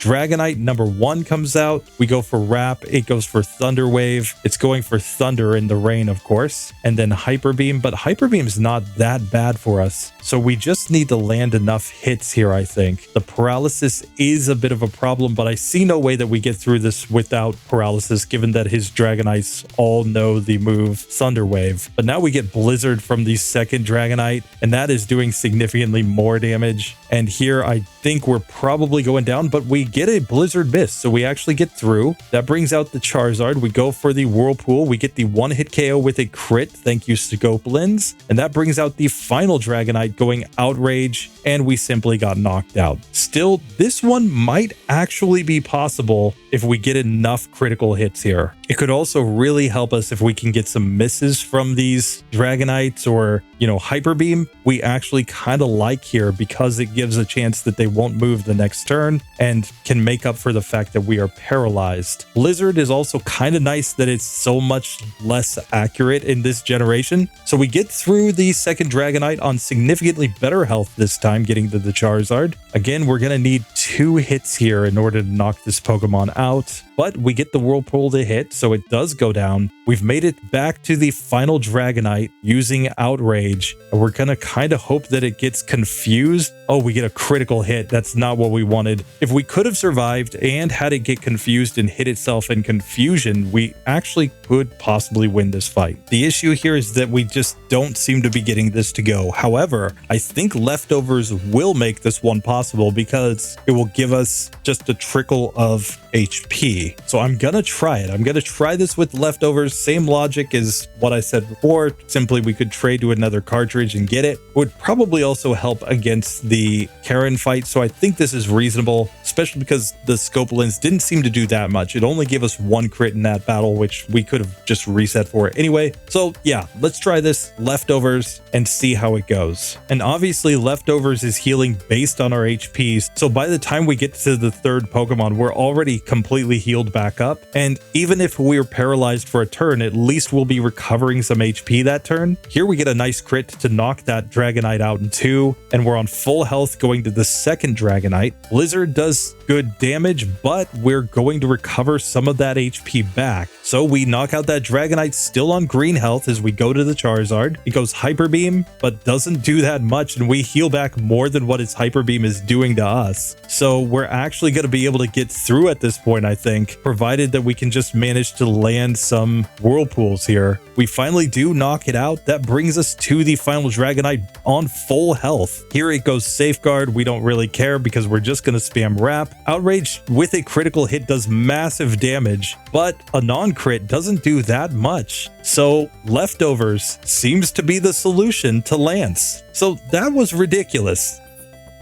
That was stupid. We had to get to level 100. We had to max out stat experience. We had to trade in held items from other versions of the game. Granted, if I had just had Leftovers the entire time, I probably would have done much, much better in this challenge. But man, oh man, consider that I was speeding up most of the time there and it still took 5.5 hours to get that done. That is ridiculous. And again, we went Rare Candies at the end because it was just ridiculous. Again, infinite Rare Candies are actually pretty easy. You can just use the Missing No glitch in Gen 1 to get them, and then transfer them via the color case to a Gen 2 cartridge in Pokemon Stadium 2. It's very easy to do. So infinite Rare Candies isn't actually a ridiculous assumption. Even at the time that these games were out, even without a Game Shark, there were plenty of ways to get that to go without really doing anything that people didn't know about at the time. So I feel okay about that. I don't really like it, but hey, we got through this. So yeah,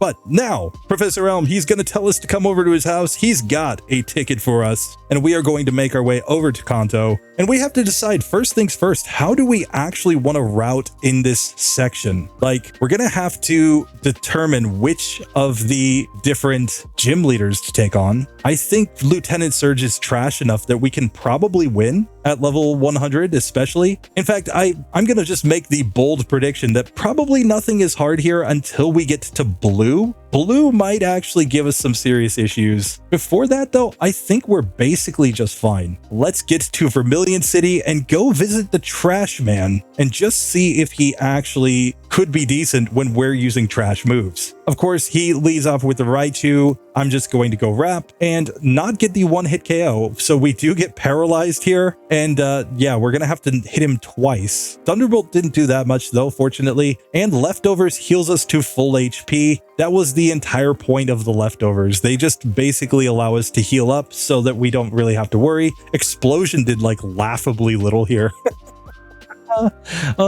Now, okay, we've got the Magneton. I think we have to go for the Fire Spin there. It is super effective, so we knocked that one out nice and easy. And now he clearly knows the best strategy against us is to use Double Team, but then he just blows up. He didn't even give himself a chance. So now Electabuzz, we're just going Wrap. This is going to be a 2-hit KO on this Pokemon. Oh, and he Hyper Potions just to be a troll. Come on. Still, we managed to hit him after he misses Thunder, so we easily win. Lieutenant Surge never stood a chance against our rapping Dragonite. All right, so I have made it through the first gym. I'm just going to go take on Sabrina because I expect Wrap to completely destroy her. So let's just see if that is in fact the case. I don't even think I need to be saving here. It's just a force of habit, guys. So first up, she leads off with Espeon. Wrap, I think, is the play. Oh, I didn't heal my paralysis. I don't think it actually matters, though. I think we're just going to completely destroy this Pokemon. I like how we can't move, but we still keep the Wrap going, you know? And Mr. Mime, oh, he reflects. Oh, what a genius strategy by Mr. Mime. I think I'm going to switch into Whirlpool here to try to deal more damage now that he's got the Reflect up. And yeah, I mean, fortunately, we're at such a high level that Psychic isn't doing enough damage to us to actually matter, but this is kind of sus. Oh, and now we get another Reflect. I didn't realize the last Reflect wore off, but I guess it did take a ton of turns. So we're going to have to whittle this one down, and she Hyper Potions, of course. So this is going to be a question of how many turns this takes. Man, this is just tedious. Like, you know, between the recover and, you know, not being able to move, I totally should have recovered my my status at least outside of battle. We can see Alakazam is actually putting in some work too. Like, we're taking serious damage here. I think we're going to be able to stall out all the recovers in order to knock this Pokemon out. So this should be fine, but I don't know. We might need like a crit here or something. Okay, like Wrap is clearly doing much better damage once we get the Reflect off. And there we go. We finally knock her out. So yeah, I just needed to go back into Wrap after that, and we would have gotten through nice and easy. Anyway, let's actually get a heal on and let's go fight against Erica. We can also get the PP up here so that we can have more PP in one of our wrapping moves. Maybe that's important later, I don't know. But for now, let's just go ahead and get into this gym where I think we're going to have a nice easy time. So here we're making very quick work of these randos though, so it's time for Erica. Let's get into this fight and just see if we burn her gym down like Ash Ketchum did. Pretty sure this is going to be nice and easy. In fact, we missed though, and she's going Sleep Powder. Oh, what a troll. Like, she can do like no damage here. 1 damage with Giga Drain. It's not like she wants to use Bind. She's like, no way, that's a trash move. I'm not going to use it. Out comes the Jump Bluff next. We're going to stick with the Fire Spin and not get the 1-hit KO. That is actually surprising to me. So I'm just trying to switch into anything else at this point. Let's just give her a good little Rappy Rap. There we go. Rappy Rap sounds like a move from Let's Go Pikachu, Let's Go Eevee, if I'm being honest. Oh, and she goes Sunny Day. That is actually nice for us. Like, thanks for going Sunny Day while we're sitting here using Fire Spin on you. Oh, and then we missed the last Fire Spin, so we don't even get the boost. Come on. And look how much HP they're recovering off of the Leech Seed here. It's just because we're at such a high level and Leech Seed does a fixed percentage, so they recover massive amounts of HP every time that actually takes effect. Anyway, we get through Erica just fine. That's 3 gyms down. Very Very nice work so far. Yeah, so people say that Ash did not burn the gym down, but who let Team Rocket in to burn the place down? I'm just saying. That's just, you know, the thing that we cannot overlook is that Ash Ketchum let them in to burn the place down. And by the way, yes, you're absolutely correct. She should have had sprinklers like Brock did, rather, in his gym. But we saw what good that actually did for Brock in the end, right? I mean, he still, you know, had the whole place on fire. So yeah, clearly didn't work. Okay, I will give you that it was Ashley that technically let Team Rocket in to burn down Erica's gym. But yeah. Ash Ketchum in the dress. Oh, just beautiful. Anyway, all right, so let's get into Misty's gym here and just go ahead and completely destroy her. I see no way that we lose this fight, even though I just saved. Yet again, it's force of habit. So let's get into this and just see. I mean, the best play here is clearly just Wrap. It's gonna be a 2-hit KO on the Golduck, and it hits us with Psychic, but really not anything to be too worried about here. Out next is the Lapras, which knows Blizzard. That's actually a scary move. Why does she go Rain Dance here? Wouldn't Blizzard be the logical play? And then we just knocked her out in another hit. Now Starmie comes out. It does know Ice Beam. Okay, so we take decent damage there. She could even freeze us. So I guess, like, she actually has some chance of winning, but we managed to knock her out. That brings out the Quagsire. It can't even hit us with Earthquake, so we're probably getting through this one just fine. That's clearly the reason she didn't want to use this. I think she usually puts out Quagsire like second or third, doesn't she? In most of my other runs, but apparently here she just knows that there's nothing that Pokemon can do. So we easily get the victory over Misty. Actually, maybe a little lucky to not get frozen, but you know, it is what it is. All right, so we have made it to Brock's gym. We're gonna fight this guy who says we are light years from facing Brock, though I don't think he says that anymore. Clearly he realized that that was just kind of a meme of Gen 1, but we completely destroy him, and it is time for Brocky Boy himself. So Brock leads off with the Graveler, of course. I'm just going to go for the Whirlpool and completely destroy that Pokemon. Onix comes out next. We're just going to continue the disrespect. He goes for the Sandstorm, though, when we miss. Oh, and we miss again. We're actually taking damage from the Onix. How ridiculous is that? You would think any water type move just completely destroys this one here. Anyway, now comes the Rhyhorn. We are going to one-shot that Pokemon thanks to 4x super effectiveness. And then here against Amistar and Kabutops, the only move that we can really use is Whirlpool because it's our only neutrally effective move. This appears to be a 2-hit KO on the Amistar once we actually manage the hits. Fortunately, it only knows like Surf and Bite, which aren't really scary for us. And that brings out the Kabutops, which knows Slash. Okay, so it actually does have a move that is, I guess, kind of decent here. Still, it's not going to do nearly enough from the looks of things. When you're level 100, even using Whirlpool is enough to get through Brock. So nice to see that we're still completely stunting on this part. And now we can go and take on Blaine. We can take on Janine. We know those two are just guaranteed victories. I don't think I've seen Blaine actually be hard in this at all. So yeah, we're just gonna have to see if blue is any challenge. And then the question is red. Like, I expect red to charm us early on,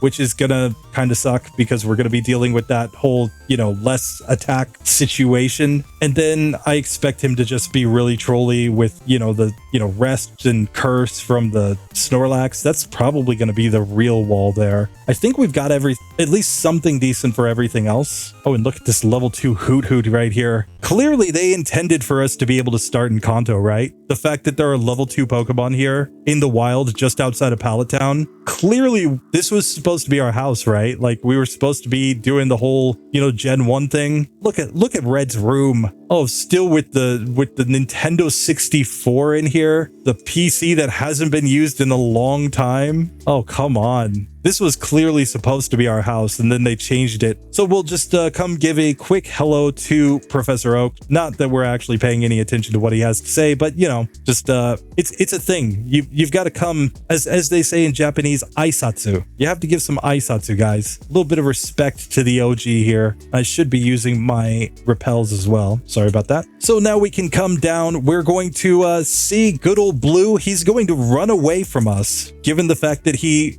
knows he needs to do a little bit of research before he can defeat this Dragonite. And now we want to avoid these trainers so that we can make our way to Blaney Boy. Let's just go ahead and get into this one. Of course, he's going to lead off with Mag Cargo. Whirlpool will just completely destroy that Pokemon. Nice. Oh, I didn't recover PP. No. Rip. Okay, Whirlpool on the Magmar does get the job done in one hit. And now the Rapidash, I guess just Wrap, goes Fire Blast, but obviously that's not going to do anything to us. So we easily knock it out in 2 hits. And just like that, Blaine goes down. So Rap Dragon, once he gets through Lance, granted having to, you know, get leftovers and all that jazz, is doing perfectly fine here against all these Kanto gym leaders. So here, let's just come and fight Janine. She leads off with the Crobat. I'm just going to wrap this Pokemon. It's going to be a 2-hitter. She goes Wing Attack. That's actually kind of sad that we're not 1-hit KOing Janine's Pokemon, but I guess it is what it is. I mean, we could probably go special moves here against a lot of these Pokemon, just given their special defense, but you know, it is what it is. We have a significantly higher attack stat, so it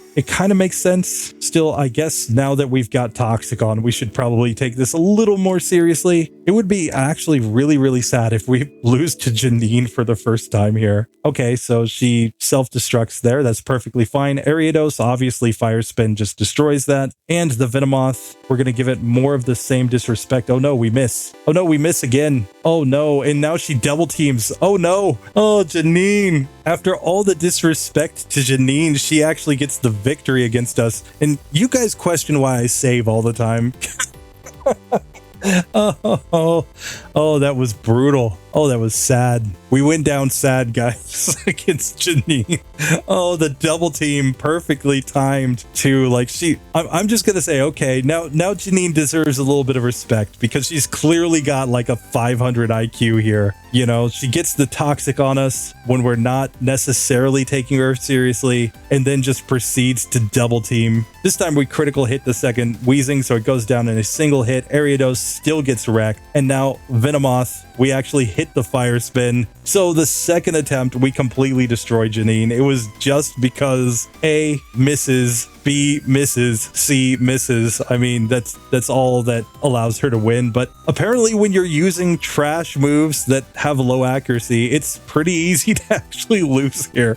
Oh, that's ridiculous. But now we have pretty well just destroyed Kanto up to this point. It is now time to take on the real challengers. We know there are only 2 true challengers outside of Janine here, and those are Blue and Red. We're gonna get into Blue's gym. We're gonna see if this is possible. Obviously, the leftovers are going to be key here. I think without leftovers, we'd get wrecked. But with leftovers, we're probably not going to take enough damage to actually be scared of anything. Maybe. Let's get into it and find out. So Blue attempt number 1, he leads off with the Pidgeot. Here, it's got lower special defense, but I mean, our attack stat is so much higher than our special attack stat. I think Wrap is the play. And yeah, that didn't do that much. This looks like a 4-hit KO on this Pokemon. You know, funny enough, when they actually have Pokemon at proper levels, we get a nice critical hit there, which is going to allow us to knock this Pokemon out though. So very good. Rhydon comes out next. Obviously, we're going Whirlpool right here. And Rhydon has no special defense, so we completely wreck that Pokemon. Gyarados now, we've got to go back to our Rappin. He is going to Rain Dance. He knows Twister, so he does have a super effective move. Not that it's a super strong move by any means. Like, honestly, this Pokemon might do a lot more with Hyper Beam, but even then, it's just not going to be enough given our leftovers. But without leftovers, I'm pretty sure he would have a chance here. Oh, and he full restores too. Oh, come on. Now the Rain Dance, he's at least putting a damper on us using Fire Spin, so I guess that's kind of good in a way. We knocked that Pokemon out though. Out comes Alakazam. We're going to go for Wrap and miss, but once we do hit, this looks like it's going to be a 2-hit KO here, and sure enough, we land the next hit and knock him out. Out comes Arcanine. Time to go for Whirlpool. Oh, extreme speed. Oh, what a legend. Still, he's trapped, so we are keeping him from swapping Pokemon out. That is something that I wasn't thinking about, but apparently he's trying to swap out here because it says that he was trapped, so I don't know. Anyway, he's just spamming extreme speed, which is not doing nearly enough damage, so we are going to be able to get through. Okay, never mind. It just says we trapped him every time. Rip. So that brings out Exeggutor. We're going Fire Spin. He's trying to use Egg Bomb on us. Actually, if he was using really good strategy. He would put Exeggutor out early and use Leech Seed on us, and that would actually make him a lot harder. But fortunately, he's not that smart, so we managed to get through nice and easy against blue. Just saying, if I were in blue's shoes, if I were controlling the AI, that would be my strategy, would be to actually throw out that Exeggutor first, use the Leech Seed on me, and then maybe go for some sort of status and use that as my strategy to try to take down this level 100 Dragonite. Anyway, we have made it through all 8 of the Kanto gyms. It's time to come see Professor Oak again and hear the legendary story about Mount Silver. And Red, I mean, I'm pretty sure he's actually RB-wide Pokemon challenges. I'm just going to say that right now. Clearly. He's been on the mountaintop for, you know, like 20 years. So, you know, I think that I'm owed royalties by Game Freak. Just saying. Clearly. Now, I'm going to someday learn how to get through here in the dark. I swear to you guys, it's going to happen. It's going to be years and years down the line, probably, because number one, I'm going to have to be full-time so that I can just sit here and practice for like hours on end, you know, counting the steps and like timing it out, you know. But one of these days, I'm going to learn to get through in the dark. Anyway, we have made it to Red. He has level 70 some mod Pokemon and good moves, so I'm kind of scared here. You know, we're coming in with, you know, the best Dragonite possible, so there's really nothing else that we could do at this point in order to try to get through this one. If we fail here, we just fail. So let's get into this and find out. He leads off with the Pikachu, of course. I'm going for Wrap, and we missed the first Wrap, and then he charms us. I would be very interested to see how much Wrap does without the charm, but with the charm, it does that little. And Pikachu's defense is absolutely trash. So the fact that we're doing so little here, oh, that's embarrassing. Okay, I guess we just go for a special move here, but this still looks like a 4-hit KO on the Pikachu. This might be like a 2-hitter if we don't get the charm, and he's not guaranteed to use charm, but he is guaranteed to use his full restores on the Pikachu. So yeah, this is terrible. Actually terrible. Here he misses a bunch of attacks though, so we are going to eventually take him down. But man, oh man, Pikachu, actual legendary Pokemon here. I mean, Red's Pikachu, for what it's worth, should be a legendary Pokemon. Should have stats that are higher than any other Pikachu in the game, in my personal opinion. I find it nuts that we've taken so many Thunders and not gotten paralyzed. Still, we do finally manage to take Pikachu down. Out comes the Blastoise, and this sucks. Like, we've got a lowered attack stat. We don't have anything good to use here. This Pokemon does, of course, know Blizzard, and he goes Rain Dance. Are you kidding me? Ha ha ha ha. Like, you know, I doubt that Whirlpool or Fire Spin are doing more damage, which is why we just have to stick with what we got. But I don't know, like Whirlpool with the Rain Dance might be doing more. Doesn't seem to be doing more. So yeah, we're just gonna have to whittle this one down. Oh my goodness. This is terrible. I don't understand why he's not using Blizzard more. Blizzard there did massive damage, but I mean, he just missed a bunch of them, I guess. So that's kind of lucky for us that he missed so many Blizzards that we can apparently just, you know, tank all of his other hits. So now Espeon comes out. Of course, it's another Pokemon where normally we would want to use physical moves, but here I don't think we have a choice. I think we just have to go for the Fire Spin because our other stats have, you know, our attack stat got lowered so much. Yeah, I mean, Whirlpool's boosted in rain, which is why I was thinking maybe that would be the way to go. But yeah, still, this is just kind of terrible. The fact that we have the lowered attack stat. Without the lowered attack, I think we'd be fine here. I think we'd be doing much better damage. Oh, and now we got Snorlax raising its special defense. Oh, this Pokemon's just gonna like completely mess with us by boosting its stats. Oh, this is terrible. And now he's body slamming us. Granted, we get a heal, so nothing really to worry about. But I mean, at some point, we could just run out of PP here, and I would consider that a fail because, I mean, this is a wrapping moves only challenge. So if we end up having to use Struggle, that's a fail in my book. I'm just saying. So this first one is just looking so insanely tedious due to that Pikachu. Oh, the charm is just so terrible. My goodness. And here Rest. I mean, Rest strats from the Snorlax are probably the end of this run if I have to guess. I mean, yeah, now he's just Rest snoring on us. We're just taking way too much damage. And I mean, look how much lower his defense stat is, but like we just can't really do any damage due to the fact that our attack stat was lowered. You know, like Charm, just one hit cuts your attack stat in half, right? So it's massive. And here he's gotten us all the way down, and I just see no way that we're actually getting through this.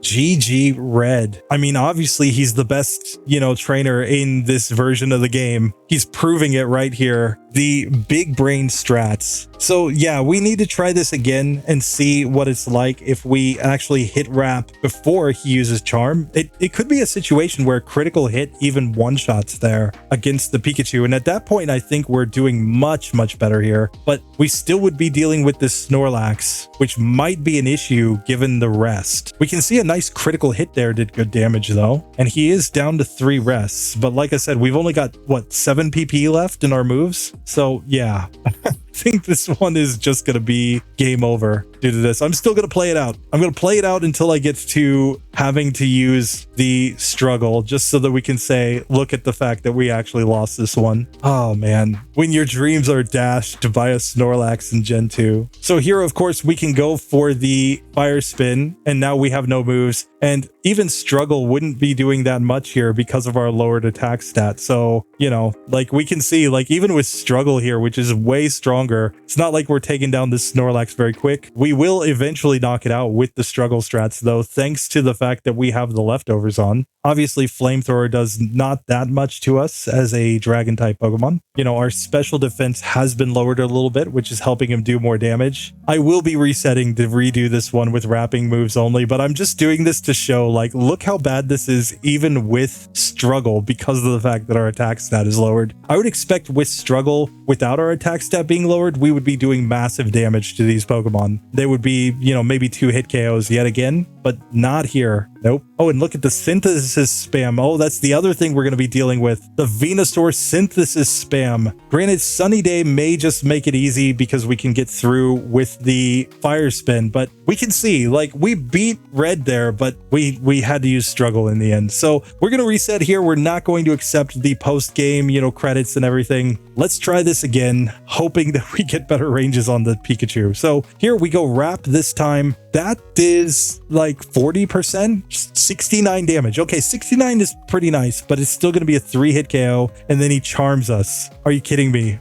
I'm going to reset here. We already know if we get the charm, we're not going to win this one. So let's see if we can get a Thunder turn 1 instead. Oh, the charm fails. Yes, that's what we needed. So we do knock out the Pikachu in 2 hits this time. That brings out the Blastoise, where we're just going to stick with the Wrap strats here. We're still not doing great damage, but we're doing better than we were before. Blizzard is going to do massive damage to us, of course. Nothing we can do about that. And please don't freeze. Like, if he freezes us, we're definitely dead. Oh, look at the low health. Oh, we're red barring this one, guys. Still, we get to the Espeon next, where we can go for the Wrap. This looks like it's going to be a 4-hit KO. Of course, once he uses Reflect, we've got to change to a different move, and we are taking pretty significant damage here. Oh, and we missed, so we actually get knocked out by Espeon this time. Oh, come on. We got so much further that previous time before everything got wrecked, but here he's just going Charm. I'm not sure if he always goes Charm or if it's just sometimes. Like, he might be mixing Charm and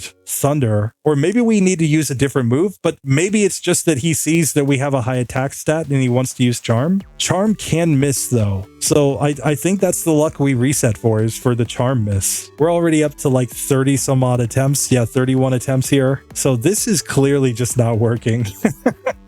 That is the answer. If this is the minimum battle series, we've given up at this point for sure. But even here, pretty soon, we might just have to give up on this one and just say it is not happening. Okay, we get a Blizzard miss. Take that. Then we get the hit, of course. There's 2 Blizzards left. He misses one, and he misses the other one. Nice. Okay. Here we go. We miss a Wrap, but that's perfectly fine because I just want to, you know, gain some more HP back anyway. Okay, hit Espeon nicely there. It goes Psychic.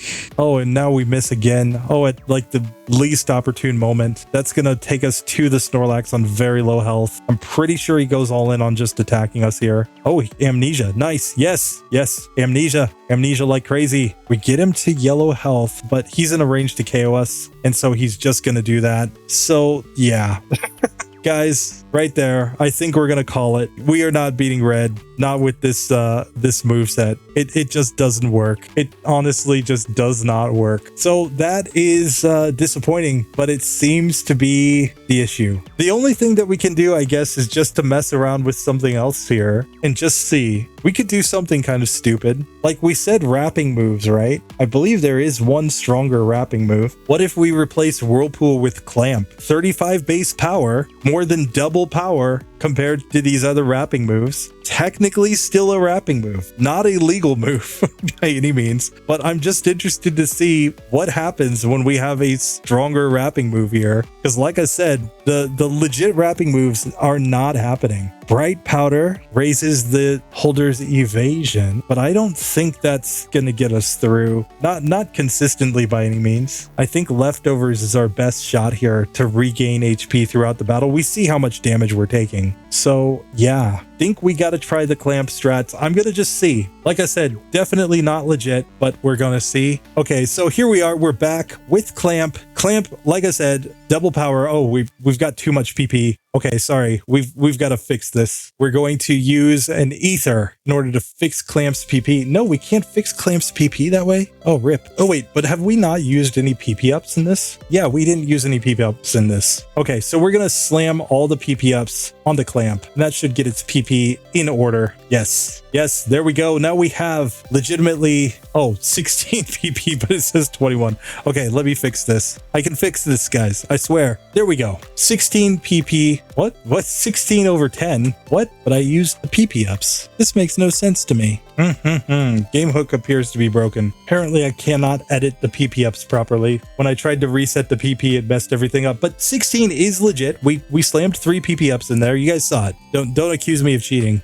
So we're going to use the PP ups and let's just see if this is enough. Yeah, I see that PP and PP ups are in the same byte. So I'm just not sure the actual like correct setting there or syntax there. Not gonna worry about it. I'm just gonna get into this right here with 16 PP. Since we know it's legit, let's get into this and just see how it goes against red. So here, Clamp is the stronger move. Of course, it's terrible accuracy, so we're missing every single time. But once we do hit, we do well over half to the Pikachu with this move. So this is a 2-hit KO, and we don't even care about Charm. So yeah, I think we're going to have to reset here just because we've gotten really bad luck and used a lot of our PP on this first Pokemon. But really, we could just go for 1 Clamp and 1 Wrap here and get the job done. Still, I think we want no Charm, so I'm going to reset here just to try this one again. But that's going to be my strategy. I'm going to go Clamp first and still reset anytime we get a Charm. Okay, so there's our Clamp. He misses the Charm. Nice. Wrap takes down the Pikachu. Very, very good. Now, of course, we cannot go Clamp here on the Blastoise. But when he Rain Dances, it actually might be better. Let's try this. Clamp. It's like about the same, I think. Oh, and then he crits. So GG there. But what I'm really hoping is that when we get through the Blastoise, that Clamp then allows us to deal significantly more damage to the next 2 Pokemon. And through that, we manage to get through, or we can force the Snorlax to use more amnesias there because of the fact that it's going to be worried about us using Clamp. Okay, we knocked that one out. At the very least, Clamp and Wrap seem to be doing pretty similar damage here after the Rain Dance, so I'm going to stick with the Wrap here. Keep the Clamps for later on. But again, this is all going to come down to Blizzard luck and getting Blizzard misses. So we're going to reset for that and then see how we do against the remaining Pokemon when that happens. Clamp is making it much more consistent to get to the Blastoise on full health though. Okay, 1 Blizzard miss, 2 Blizzard misses. Okay, we have a chance. 3 Blizzard misses. Okay, now I think we get through Blastoise. Unless it crits. Unless it crits. I think we get through just fine here. Oh, he goes Rain Dance. So very nice. Now we have the Rain Dance on, so we're going to have a powered up Clamp. Oh, and then we miss.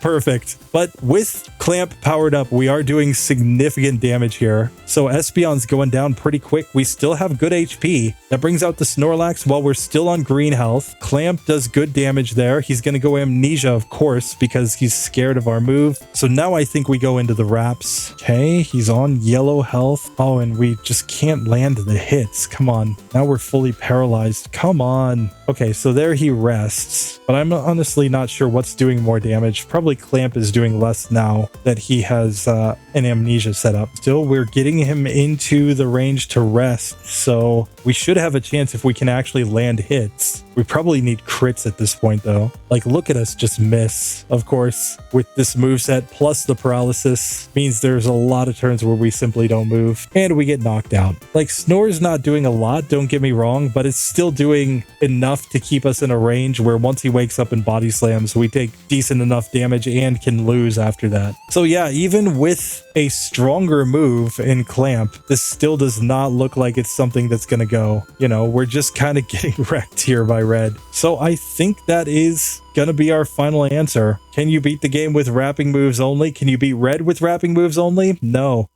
No. Like, when we're using a significantly stronger move and still failing here, I think that is the sign that this does not work. Granted, I've had plenty of times in the minimum battle series where I was about to give up on a run, then to just get the insane luck that I need to actually get through. I mean, Slowpoke, anybody?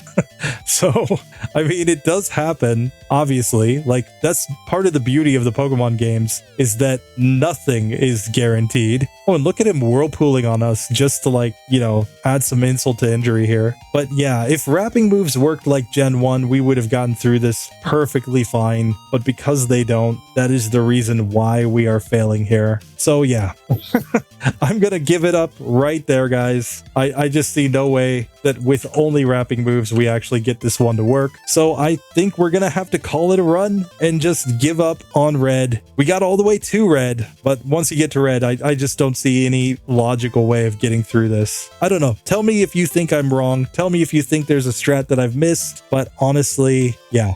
So like, we did beat him once with struggle strats at the end. Technically, we beat red, but you know, that's the only other thing. Let's just struggle against red. Let's just do that for the sake of, I guess, finishing this one out. So all I'm going to do, I'm just going to see if I give myself 0 PP in all of my moves. Where's my 0? There's my 0. Let's see how much better or worse it would be to just be struggling against red the entire way. So here with no PP, we're just going to come in and struggle. And look at the Pikachu get 1-hit KO'd. Out comes the Blastoise. Struggle looks like a 3-hitter here as he goes for the Rain Dance turn 1. He's going to get 1 Blizzard on us before we simply knock him out with Struggle. That brings out the Espeon, where we're going to go Struggle, and this is going to be a 2-hitter. He goes Reflect, which is good strategy, obviously, but we still knock that Pokemon out without taking any Psychics. We can go Struggle here on the Snorlax. It has lower defense. It's really just being helped right now by the fact that it has a Reflect up, but once that Reflect fades, we're going to do significantly more damage. We don't quite knock it out that turn, so it does get to heal up with Rest, but then a critical hit Struggle does massive damage, but we're getting on low health due to the fact that we, you know, we're using Struggle, so we actually go down to Charizard there. So I don't know, critical hits, etc. might change the results, but it appears that Struggle also does not get through with a level 100 Dragonite. What else is there that we could just try that's memey at the end for trying to get through this final trainer? You guys tell me. I'll do a task. I use a hex editor. Hey, perfectly fine. I'm sure that there is a way to get through with a tool-assisted speedrun, but yeah, definitely not what we were looking for in this one. Still, we did technically beat red once, but you know, it's been bad times since then. So here's what I'm going to do. I'm just going to give myself one move that I think is actually strong enough to get through here. Because basically what we can see is that we just need something that's about on par with Struggle, but weaker, but no recoil. And then I think we get through. So, you know what? Let's give Rage. Rage is a legit Gen 1 move for this Pokemon. That's what we're going to do. We're going to go Rage strats here. We're going to Rage quit this one.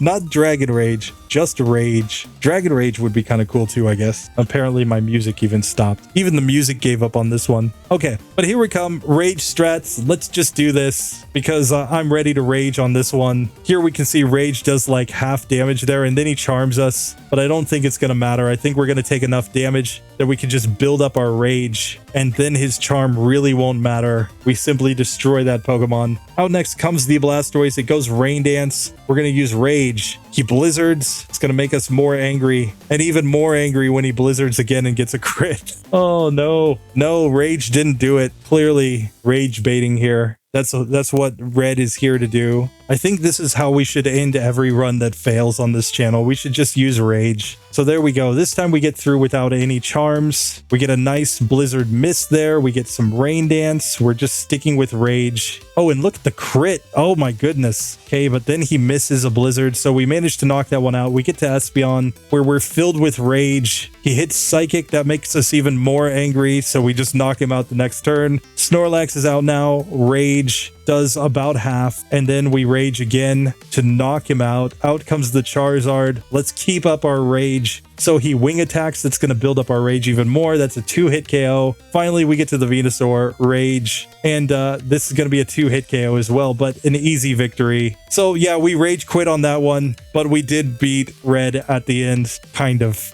Kind of. Not really.